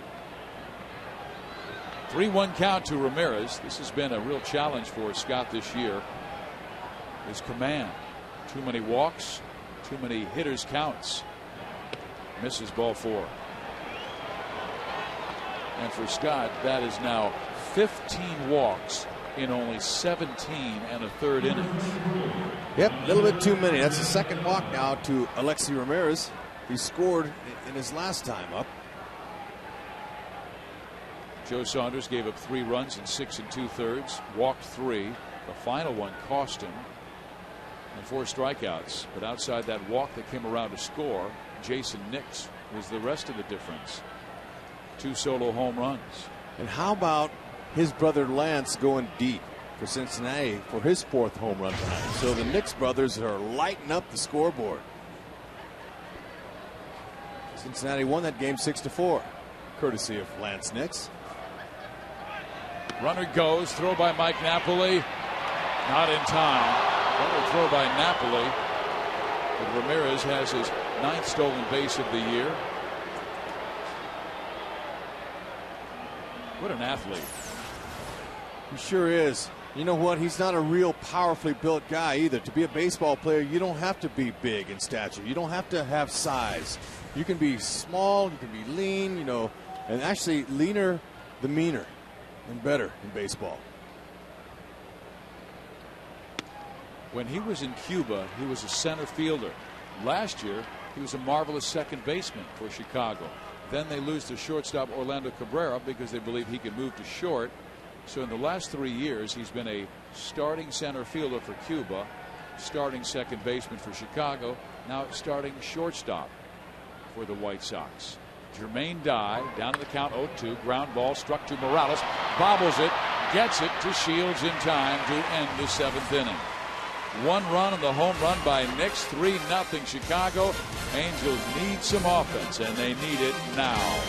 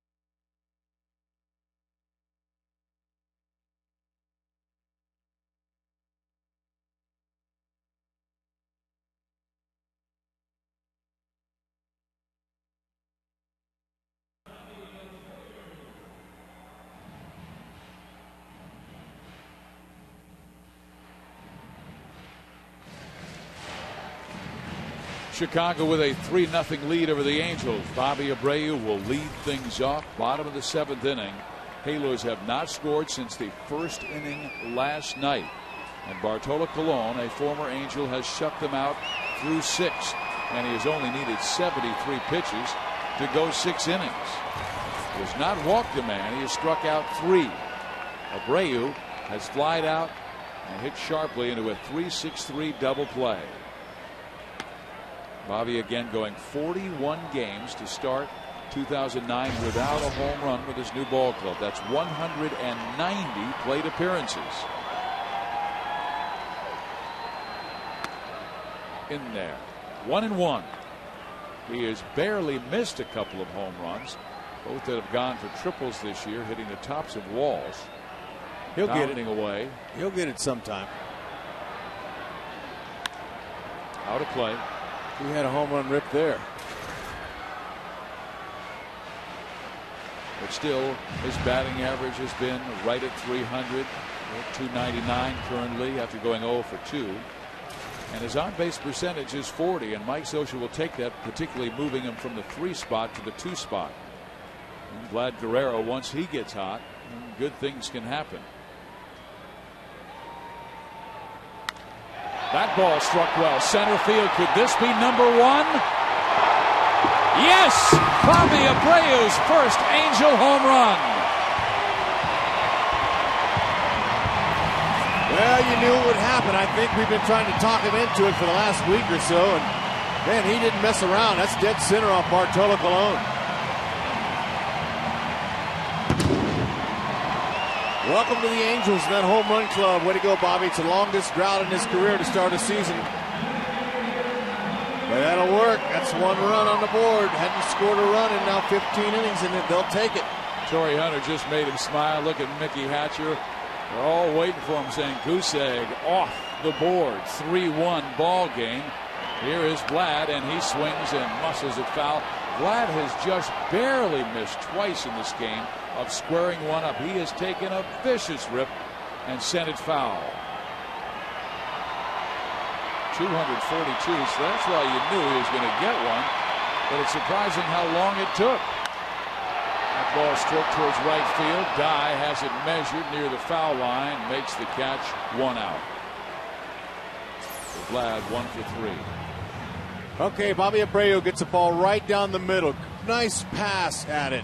You know what? He doesn't need both hands on the bat, but you youngsters, you need to keep 2 hands. This guy's a big leaguer and one of the best. Okay, he's gonna, bottom hand does the work. Okay, the top hand just follows. Bottom hand first, top hand follows. A nice, easy, smooth swing, level stroke will provide that. Not trying to muscle it. Hunter 1 for 2 tonight. He doubled his first time up, struck out swinging his last at bat. Colon worked him early with sliders. Comes back with a changeup. So he went slider, then changeup.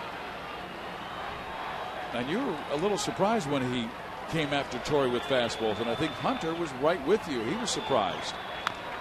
That's a chopper to third. Fields will make a barehanded play, but it's in foul territory, so Hunter has to come back to home plate and try it again at 1-2. By the way, fans, Kansas City beat Detroit 6-1. Zach Greinke wins his 8th game of the year, so he ties Roy Halladay for most wins in the American League. Zach Greinke's ERA is now 0.84, and of course he leads the American League. And do you know what? He gave up 1 run tonight. His ERA went up from 0.82 to 0.84. Man, how long can that guy go? He's just been lights out. No, nothing lucky about that. He's got extreme skill and precision this season. Just what the Royals need. Hunter sharply. Ramirez. He's been perfect. 2 outs. It's time for our Jack in the Box outside the box. Oh, man, I'm telling you, these guys are all over the field. Nix, nice play. That was a beauty. Bartolo liked it. How about Alexi Ramirez? Not 1, but 2. He's made a couple outstanding plays. Watch this one. Wow, talk about range and arm and athleticism. This kid's got it. The White Sox are outside the box. Of course, Jack always lives in the box. Happy to bring it to you here on this Tuesday, May 26th. Colon goes 6 2/3, leaves with the lead. He can only win the ball game against his old mates. And we'll see a lefty, Matt Thornton, come out of that Chicago pen to turn Kendry Morales around. We'll take a break as well. Chicago 3, Angels 1.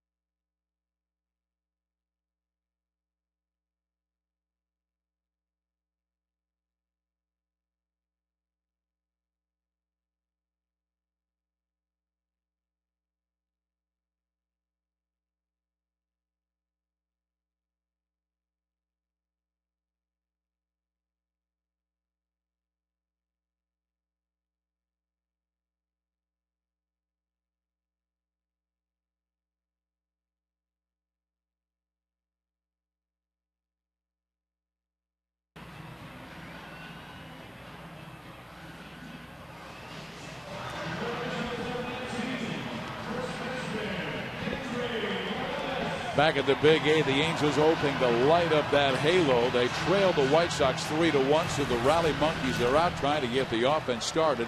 They must do it with 2 outs after scoring a run in the 7th. The batter will be Kendry Morales, and the new pitcher is Matt Thornton, and he has been tough. Well, he's not going to mess around. This guy's got a hard, heavy fastball. He'll go low to mid-90s with that. He's got a little slider. That's all he needs. He goes right after you. He's a veteran. Big guy at 6'6", 235 out of Grand Valley State. And he delivers strike one. As a matter of fact, he leads American League relievers in strikeouts per 9 innings at 13 per game. 13 per 9. And he's got good run to it at 95 miles an hour. As Morales would say, this guy's got some gasolina. Morales looking for his first home run of the year from the right side. All 8 have been left-handed. Busts that up the middle and no chance for Ramirez, and all of a sudden the tying run is at the plate. Okay, 97-mile-an-hour fastball on some. He told me he likes it hard, man. He likes those fastballs coming up there hard. He ripped it nicely up the middle. Now let's see if Juan can go. And Juan's got a great average against left-handers this season. Let's see if he can continue it. Over 400 against lefties. Ozzie Guillen did have a right-hander warming up. Tellier Dotel. Joe Saunders did not pitch a bad game. Maybe they can get him off the hook. He was good. Fouled off. Thornton 1-1, a 2.12 ERA.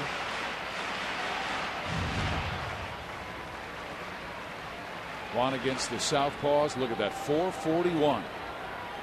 He has belted 4 home runs this year. I like him going up there swinging at that first pitch. All 4 of his home runs against Southpaws. Swings and lifts that one out of play, so he is down in the count, 0-2.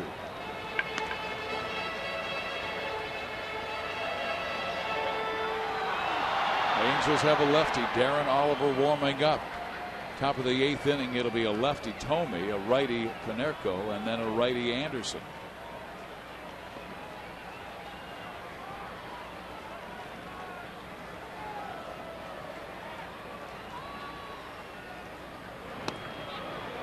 Teased him upstairs, 1-2. It's kind of nice when you know everything's coming hard. Fastball's hard, sliders firm, and so you know you're not going to. Thornton's not going to throw him any trick pitches. That slider's at 89. Dotel is ready. He and Thornton were warming up together. Juan swings and skies it in the air. Right side, Anderson under it. Makes the catch. The Angels score a run on 2 hits. A solo home run by Bobby Abreu, his first as an Angel. And the Halos trailing by 2 at 3-1. All right. At least they scored. First run in 14 innings. They'll take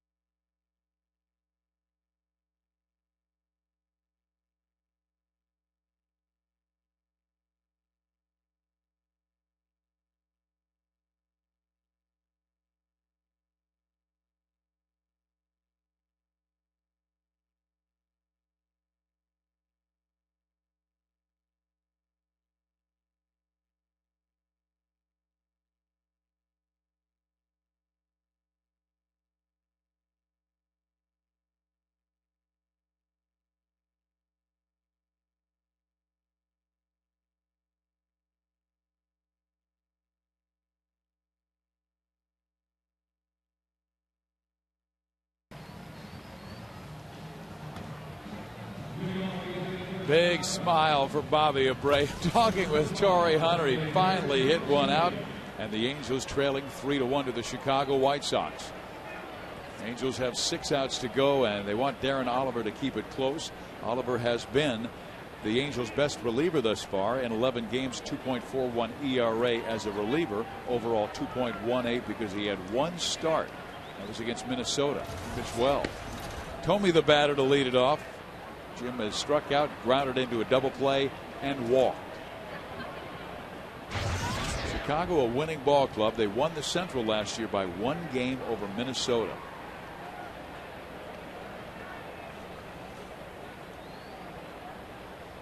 They have struggled early, but they've come into the Big A playing awfully well, and they always play well in this yard. The Sox have won 12 of the last 17 at the Big A. Last year they tied Minnesota at the end of the year. Then went in, and Thome won the ball game on a home run. Beat the Twins. Misses just barely inside. 2-1. Man, does he have a good eye. And Oliver's been really successful sweeping that breaking ball to both lefties and righties. 2 speeds to it. Broken that ground ball, struck to Ibar, throws out Jim. 1 out.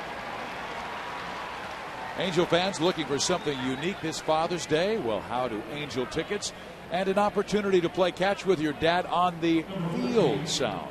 All you have to do is enter the ultimate Father's Day experience at Angel Stadium, courtesy of the Stanley Works official tools of Angels baseball. Enter at Ganal Lumber Stores by June 12th. No purchase necessary. Dads and kids, my goodness, we love those family Sundays. We've got one coming up this Sunday against Seattle. Konerko the batter, 1 for 3, knocked in a run and a base hit with the bases loaded in the 6th. Ball now has 30 RBIs this year. But you wonder what has happened to Chicago this year, and then you look down and you study their stats. Their ERA is up a half run. Their scoring is down. Before last night's game, when they erupted for 17 runs, they were averaging 3.9. So it was down a full run from last year. And they lost a lot of quality experience. Guillen, his team let go of Javier Vazquez, fine starting pitcher, Toby Hall, Ken Griffey Jr., Nick Swisher, Joe Creedy, Orlando Cabrera, and Juan Uribe, all veterans. All contributed to their American League Central title last year. Base hit left field, and Paul is 2 for 4.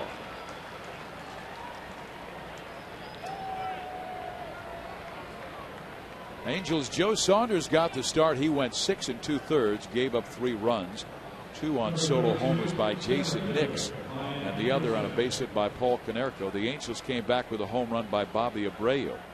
The specialty of Jason Nix, it's the first time. Now, granted, the young man only has 4 major league home runs, but it's the first time ever that he and his brother Lance have homered on the same date. Yep. There's something for the families to talk about.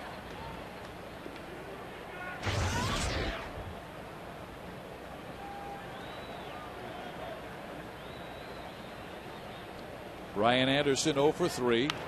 On his hands, fouled off, strike 2. Anderson in there for the injured Carlos Quentin. Quentin has not been placed in the DL, even though he felt a pop in his left foot. When they studied it, they found it wasn't as bad as they thought. And they want to see what happens when it calms down. Quentin had that great start last year. Yeah, and that's a tough thing to play on. Did he go? I believe he did. Yes, he did.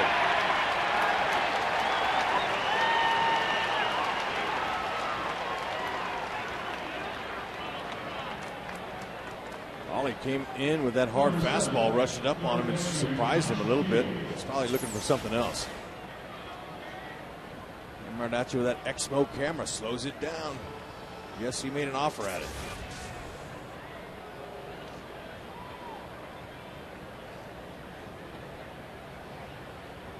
Two outs for Josh Fields. He is 1 for 3. Strike in there. If the Angels are going to win the West this year, they must find consistency with their bullpen. It has been up and down. for the first 2 months of the year. Flare towards right field and a base hit. And Oliver has been the best of the bunch. Fuentes had a slow start, but he has been rock solid of late. But Scott Shields, he might be the most important member of that bullpen.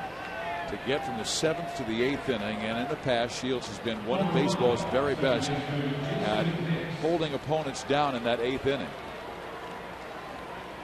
and handing the close of the lead, whether it was Troy Percival or Frankie Rodriguez or Brian Fuentes now. The man at the hour at the plate, and that's Jason Nix. Twice he's gone deep, both times against Joe Saunders.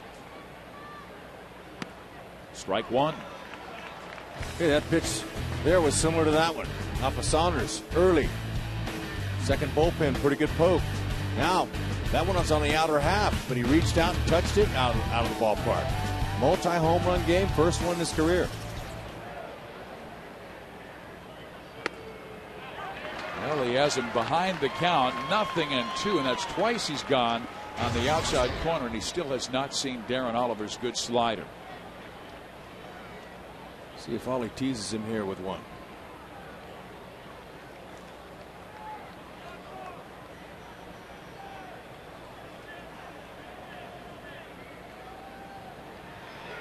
He does. Almost hit the back foot of the batter Jason Nixon. A great block by Mike Napoli. Yeah, it looked like it might have hit his back foot, but it didn't, or he would have been hobbling. He wants to swing the bat anyway. If I'm Oliver, I'm going to throw him the same pitch. See if he's guessing fastball here. A 1-2 count, 2 on, 8th inning, close ball game, 3-1 Chicago. Of course, Mike Napoli, he's doing the signal calling back at the plate. Mixing him up with a runner at second. Just barely inside. 2 balls, 2 strikes. 38,040 here tonight for game 2 of this series. They'll go again tomorrow night at 7 o'clock. Gavin Floyd, a left-hander for Chicago, against Angels righty Jared Weaver.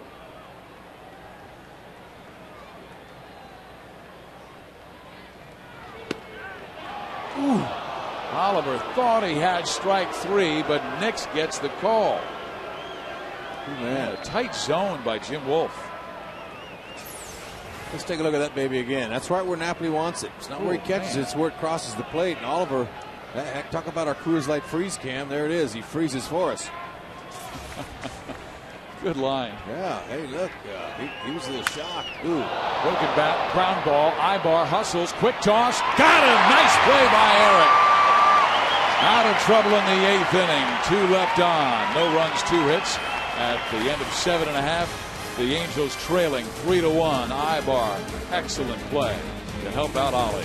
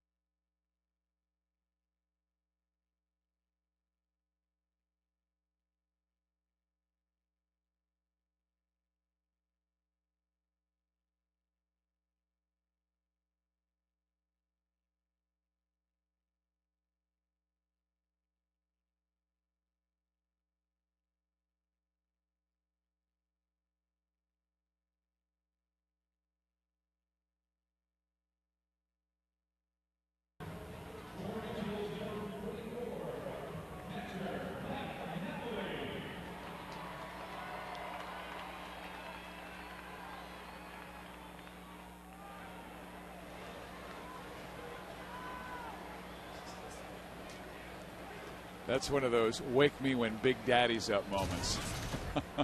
That's the sound of the bat. The sound off of Vladdy's bat might wake her up. Exactly. Angels are running out of time. Matt Thornton stays in the ball game and throws a first pitch fastball to Mike Napoli, who swings and misses.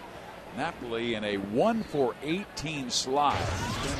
Swinging through some pitches that he usually locks up on and drives. Inside, 1 ball, 1 strike. It's impossible to stay on top of your game the entire season. Now, it has happened. There's been some guys go the entire season hot, but not very often. It's just too tough.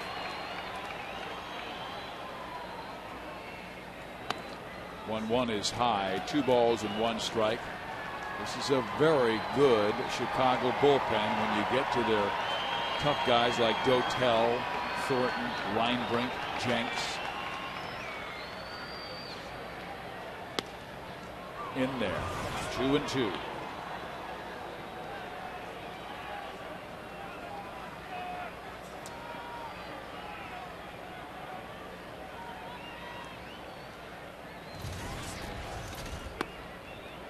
He's worked the count full, 3-2. Napoli would love to get on to bring the tying run to the plate. You've got Kendrick coming up, and then Eric Ibar to follow. We're in the 8th inning, 3-1 ball game. Angels 3 back of Texas for first in the West. And that ball stroked out of play. It stays 3-2.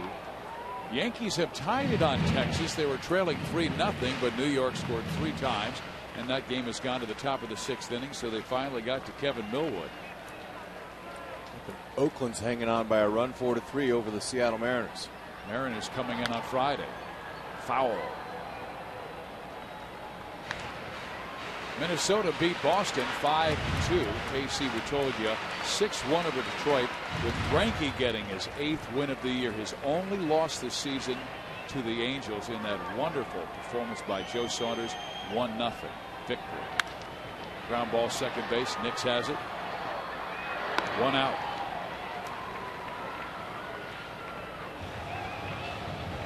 Napoli made him work with an 8-pitch at bat.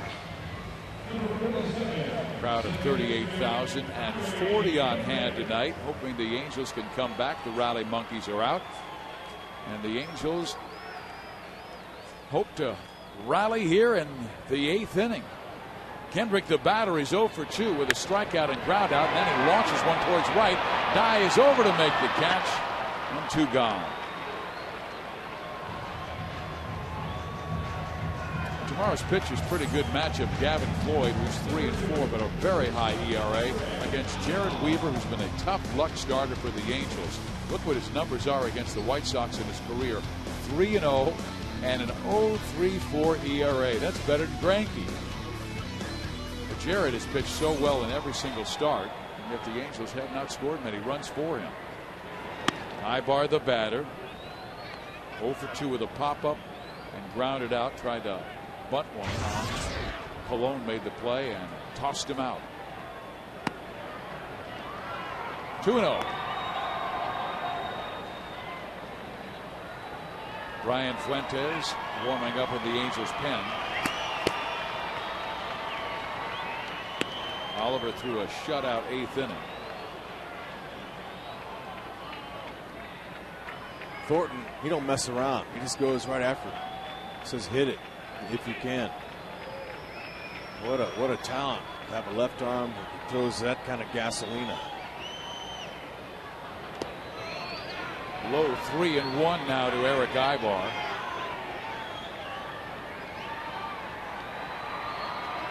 Angels with 1 run on 5 hits. The White Sox have 3 runs on 9 hits. Sean Figgins waiting in the on-deck circle.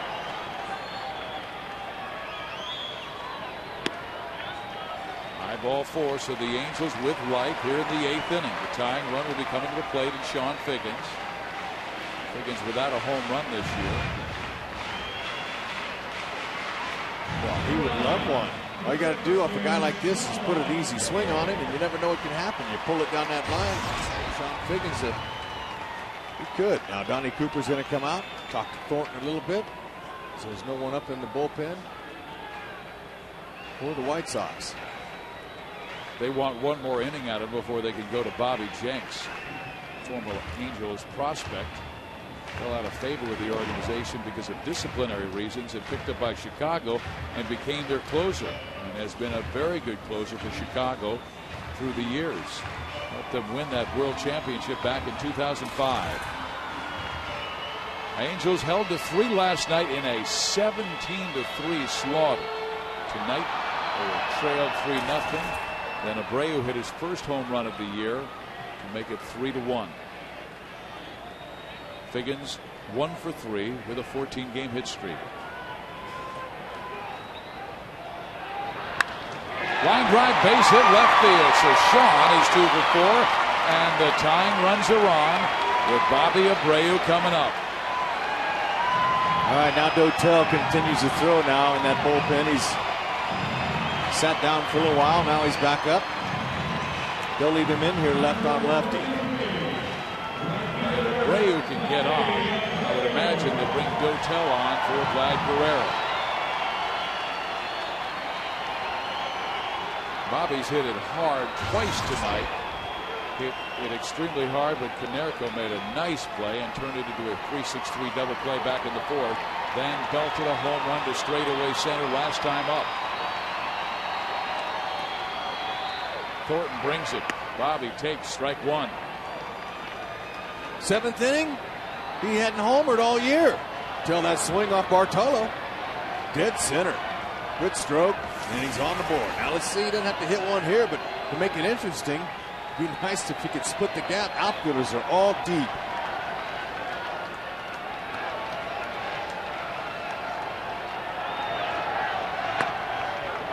In there for a strike.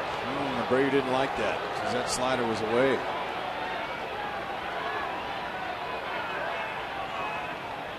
That's a pretty wicked slider there. Bob does have a good 2-strike approach. A lot of times we've seen him shorten up with 2 strikes and line that outside pitch to left field. Runners go. Swung on. Ramirez has it. His throw a little bit low, but picked nicely by Konerko. Inning over. Wow, what a pick by Konerko. It could be a different game, but good defense again.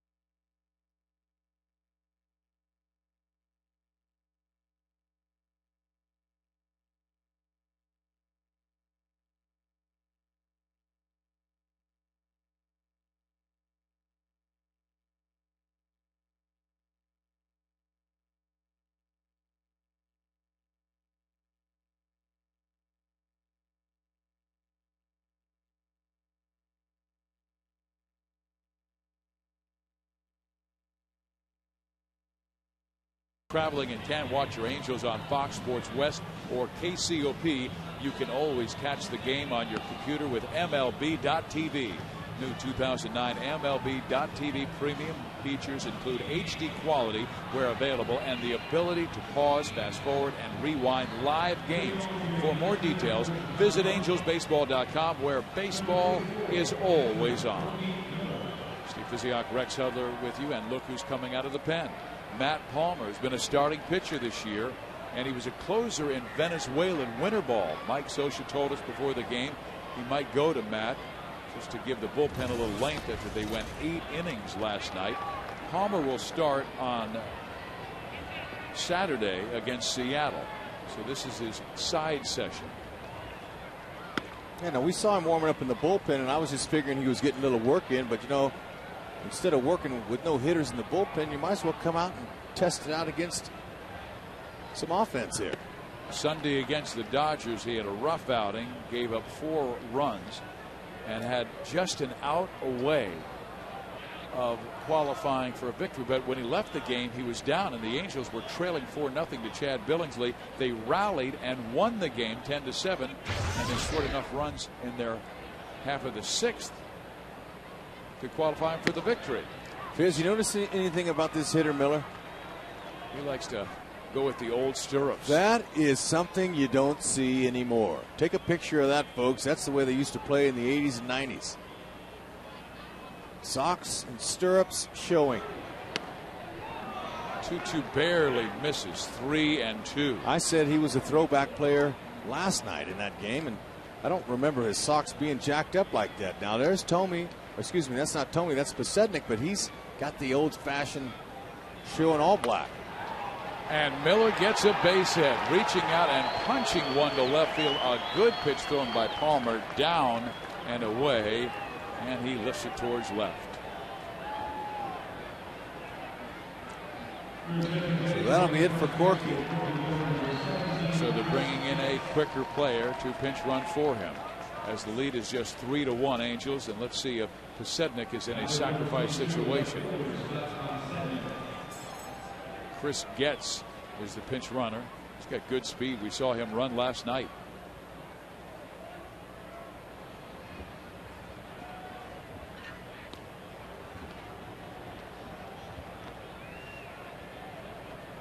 Angels going with Saunders to start. Shields, Oliver, now Palmer. Colon got the start for the White Sox, and he pitched very well for 6 2/3. Then Thornton took over. Getz is 3 for 4 in stealing this year. He goes. Pitch taken. Throw by Napoli. Oh, man. I thought they got him, and they called it safe.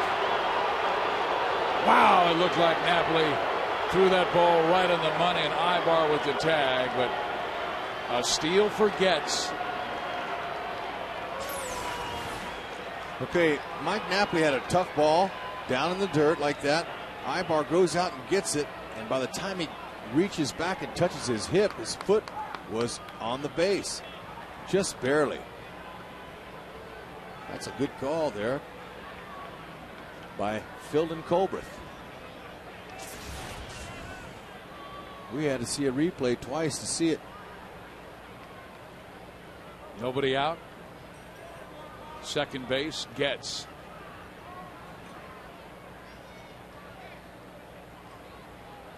Okay, whenever a shortstop breaks in and leaves his position like that, the shortstops want the pitcher to step off so you don't have to give up all that ground at shortstop. So Ibar was taking his leg and acting like step off, step off. He was giving him some body language there.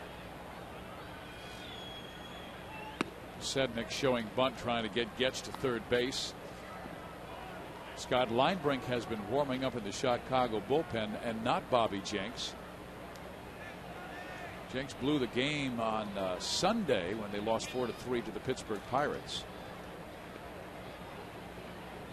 But no one had told us that Jenks was ill or unable to pitch. There's the pitch. Bunt.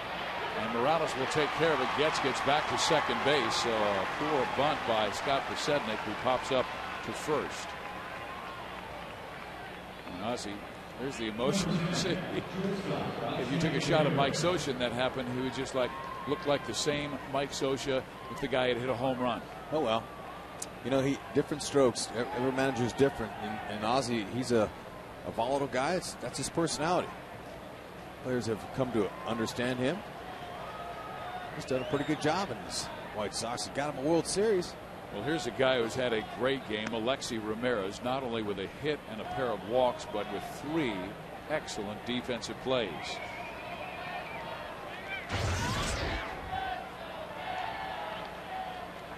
That one up the middle, that was an awesome play.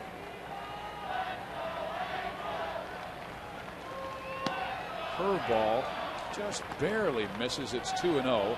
And Chicago signed another player from Cuba who defected, in Diane Viciedo. He's a third baseman, and they thought he might be their opening day third baseman, but Viciedo down in the minor leagues. We've got some real talent at Double-A with Gordon Beckham, a shortstop who's moved to third base recently. Check swing, foul off. Okay, let's just see that play again by Ramirez. That's worth watching several times. Look at the bad hop it, took it, stayed down. He spun and fired a bullet to get Howie Kendrick out. See how that ball hit and stayed down, and he's able to make the adjustment in mid-stride. That's nothing but a good athlete. They say he did not go. The count moves to 3-1. Palmer not missing by much.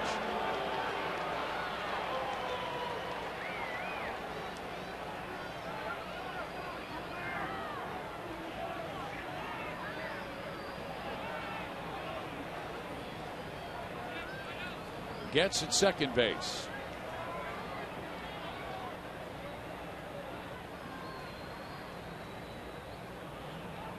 Matt Palmer has relief experience. We told you he went to Venezuela to pitch winter ball, and he was the closer for a Venezuelan team and pitched quite well.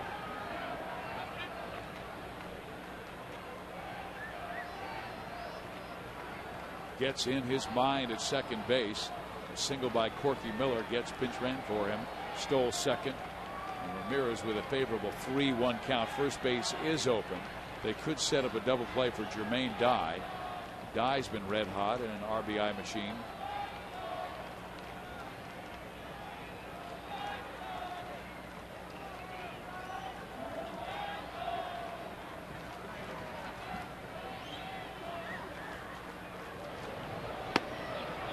Down low. That's the third time Ramirez has walked in this game.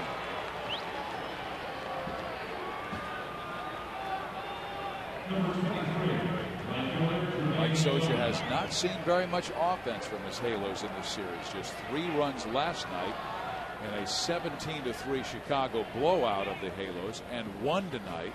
That a solo home run by Bobby Abreu in the 7th. Jermaine Dye. He is lined out, walked, doubled, and grounded out.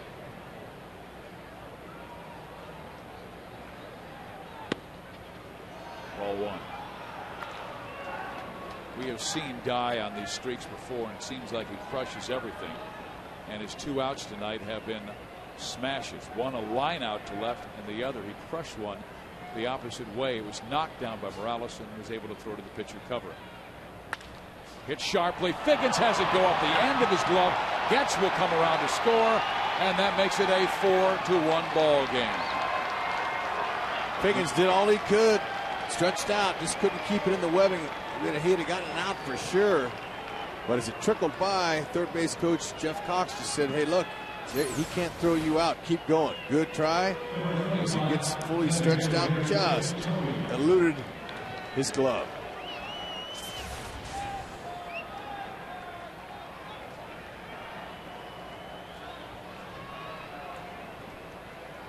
Dye picks up his 31st RBI. Now Jim Thome.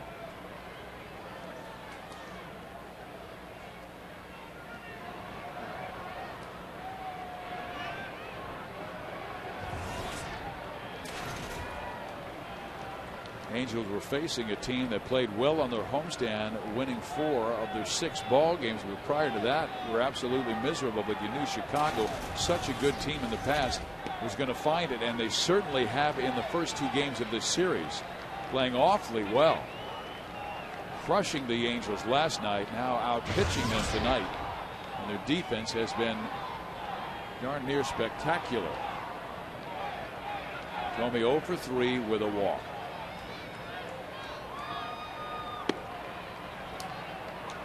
One ball, 1 strike.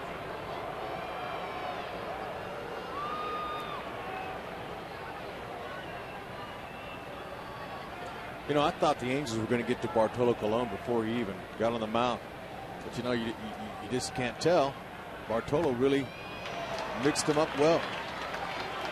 He was his accuracy was pinpoint. Yeah, he didn't miss over the heart of the plate. Nope, he sure didn't. Just one time, and Abreu made him pay for it. Solo homer.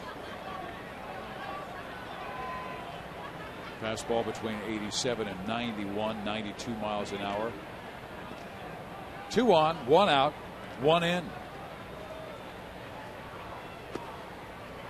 Breaking ball that evens the count at 2 balls and 2 strikes.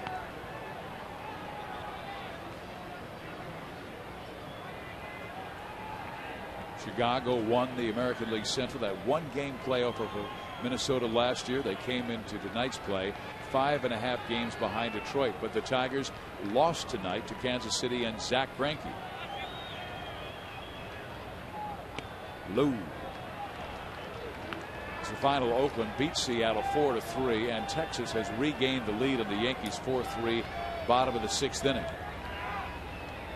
Rangers leading the Angels by 3 in the American League West. Angels have 4 more on this homestand after tonight, 1 with Chicago, then Thursday off, then 3 with Seattle. Palmer wants to use that little running fastball away from him here. Ooh, didn't quite get it. Angels bullpen continues to struggle again. Dead last ERA at 6.03. That has cost them so many games early this year. The Angels have held a lead some point in 12 of their 21 losses. When you have an ERA over 6 as a bullpen, you don't nail down too many leads, and it has cost the Angels too many times early this year. Bases loaded. Ramirez at third, Dye at second, Tomey at first. Konerko, another tough batter. When the Angels bat in the bottom of the 9th, they'll have Vlad Guerrero, Torrey Hunter, and Kendry Morales coming up.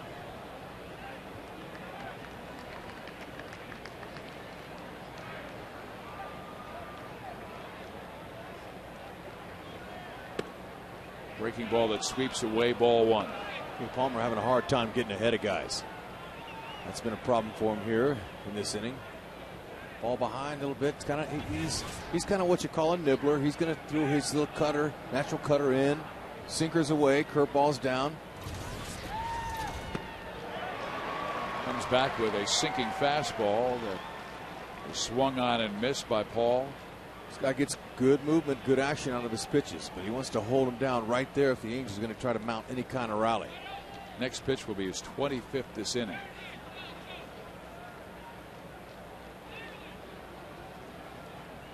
Palmer will start on Saturday, and that could be it for him because Kelvin Escobar looks like he'll be back on time. Outside, 2-1. Escobar will throw tomorrow night. One more rehab assignment, and then he'll be eligible in early June, June 2nd.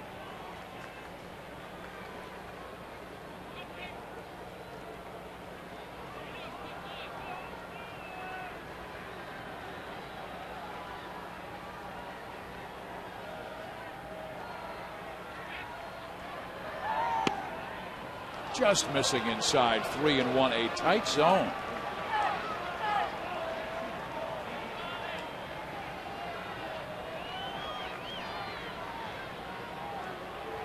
Okay, 2 days after your start, you usually throw on the side. Now, 82 pitches he threw on Sunday. Okay, this is his normal day to throw, and I don't think he expected to throw 27 pitches here. That's going to be more, 28. But now this is his day of work, and so they said that, just like Scioscia said, they're going to get him out there and try to help that bullpen out if they're behind.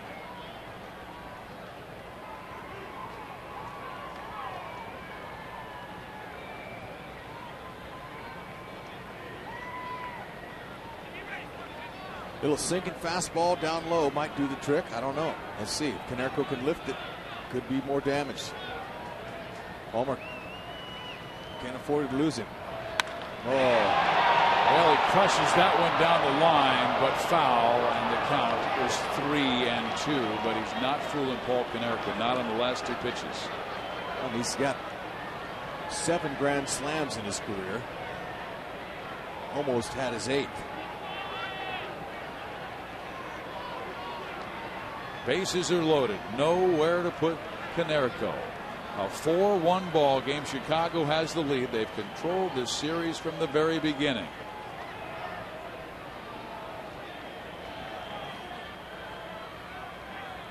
Time called.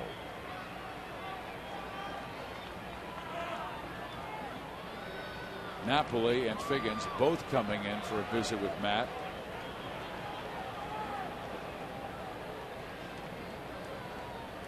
We pick up the notes and you read about how Chicago's playing, and when I saw that the Sox had scored only 38 runs the previous 12 games and had collected 8 hits or less in each game, you were thinking, well, maybe this will continue and they'll get hot when the Angels leave. And then they blasted the Angels last night, 17-3. So go figure. You can't figure the game. 3-2. Lifted. This should get out of play, and will try it again at 3 balls and 2 strikes. Angels bounce back well as a pitching staff after a troubling loss. They did in the first 8 innings, 6 2/3 by Joe Saunders. He allowed just 3 runs. Scott Shields and Darren Oliver pitched shutout baseball in the end of the 7th and the 8th. Palmer's given up a run so far with the bases loaded, 1 out in the 9th. Next pitch is the 8th from Palmer to Konerko. Struck him out. A heater on the inside corner, and Paul took it. Now, good spot, good movement. Now, Konerko doesn't believe it, but that's too close to take. 3-2. That ball covered a lot of the dish on the inside part of the plate. So there's that good little running 2-seam fastball that got him looking.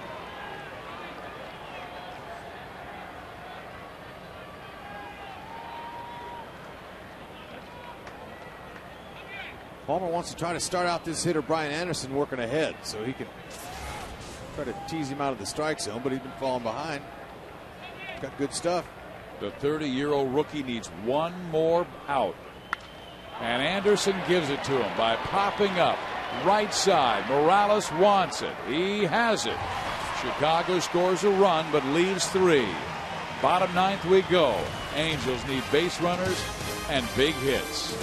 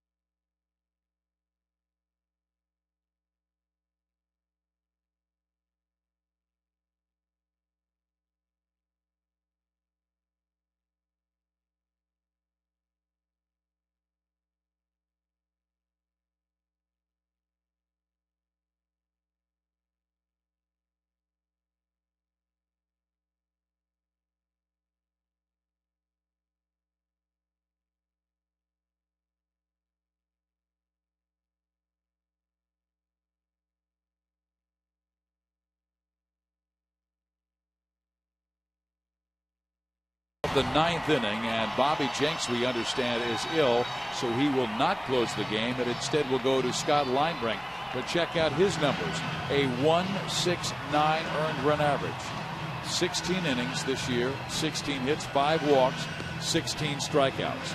14 of his 16 outings have been scoreless. He's been a solid job in the setup role this year. His velocity's up a little bit. Although he's given a few hits, his walks are down, and he's getting outs when he has to. This guy, he's got a good low to mid-90s fastball, slider, and a changeup. And you mentioned it, Bobby Jenks was sick yesterday and didn't even come to the ballpark yesterday. Today he showed up and didn't look too well, and they said, hey, look, we don't want any of the virus coming around the park here, so why don't you just take it off? Vlad Guerrero will lead it off, and he swings and misses. Strike one. Scott Linebrink is used to pressure. The most holes in Major League Baseball since 2004. Scott Shields of the Angels has 149. Second, Linebrink 133. Next pitch swung on, lifted foul. He's coming after them, and it's strike two. So actually, always going to have somebody step up. You know, these guys might look superhuman, but they are only human, so they get sick. And you know, you got to have somebody come in there. So he gets the call. Linebrink. Strike 0-2 on Vladdy already. And then he throws a curveball, and Vladdy strikes out. So one down. Vlad 1 for 4 today. Got his first base hit since coming off the DL. Swinging at a very bad ball down in the dirt. You see him hold that split finger grip. Now that's a splitty, and it's a tumbler. Okay, and it fooled Vladimir Guerrero. That pitch has got a small late break to it. Down. He's going to use it as his out pitch to both left-handed and right-handed hitters. Here's Torrey Hunter. He's 1 for 3 with a double his first time up.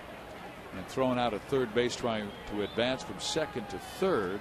A fly ball struck to left. Took a great throw by Pasednik to get him. Outside 1-1. Okay, he gets ahead of you. Watch out for that tumble.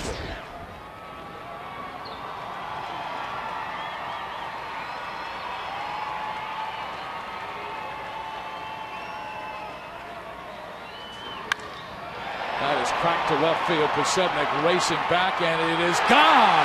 A home run for Torrey Hunter, number 11 this year.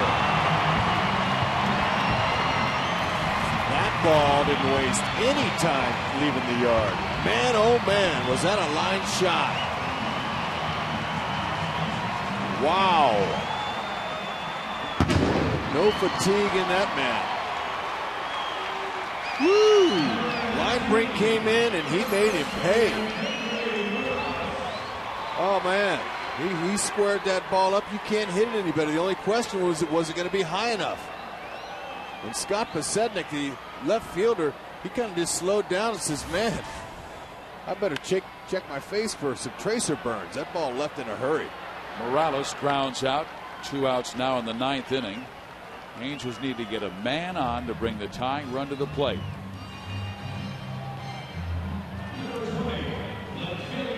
Mike Scioscia is hoping that Juan Rivera can get it done to bring Napoli up there. Okay, real speed. There it is. 1,001, 1,002, 1,003, and it leaves the yard. 3 seconds, man. Unbelievable. Normally you go with the Mississippis. Yep, that's just a laser liner. Strike one on the fastball. Juan Rivera is 0 for 3, robbed of a hit on a great play by Jason Nix, the second baseman, in the second. And he grounded out to third and fifth and flied out to center in the 7th.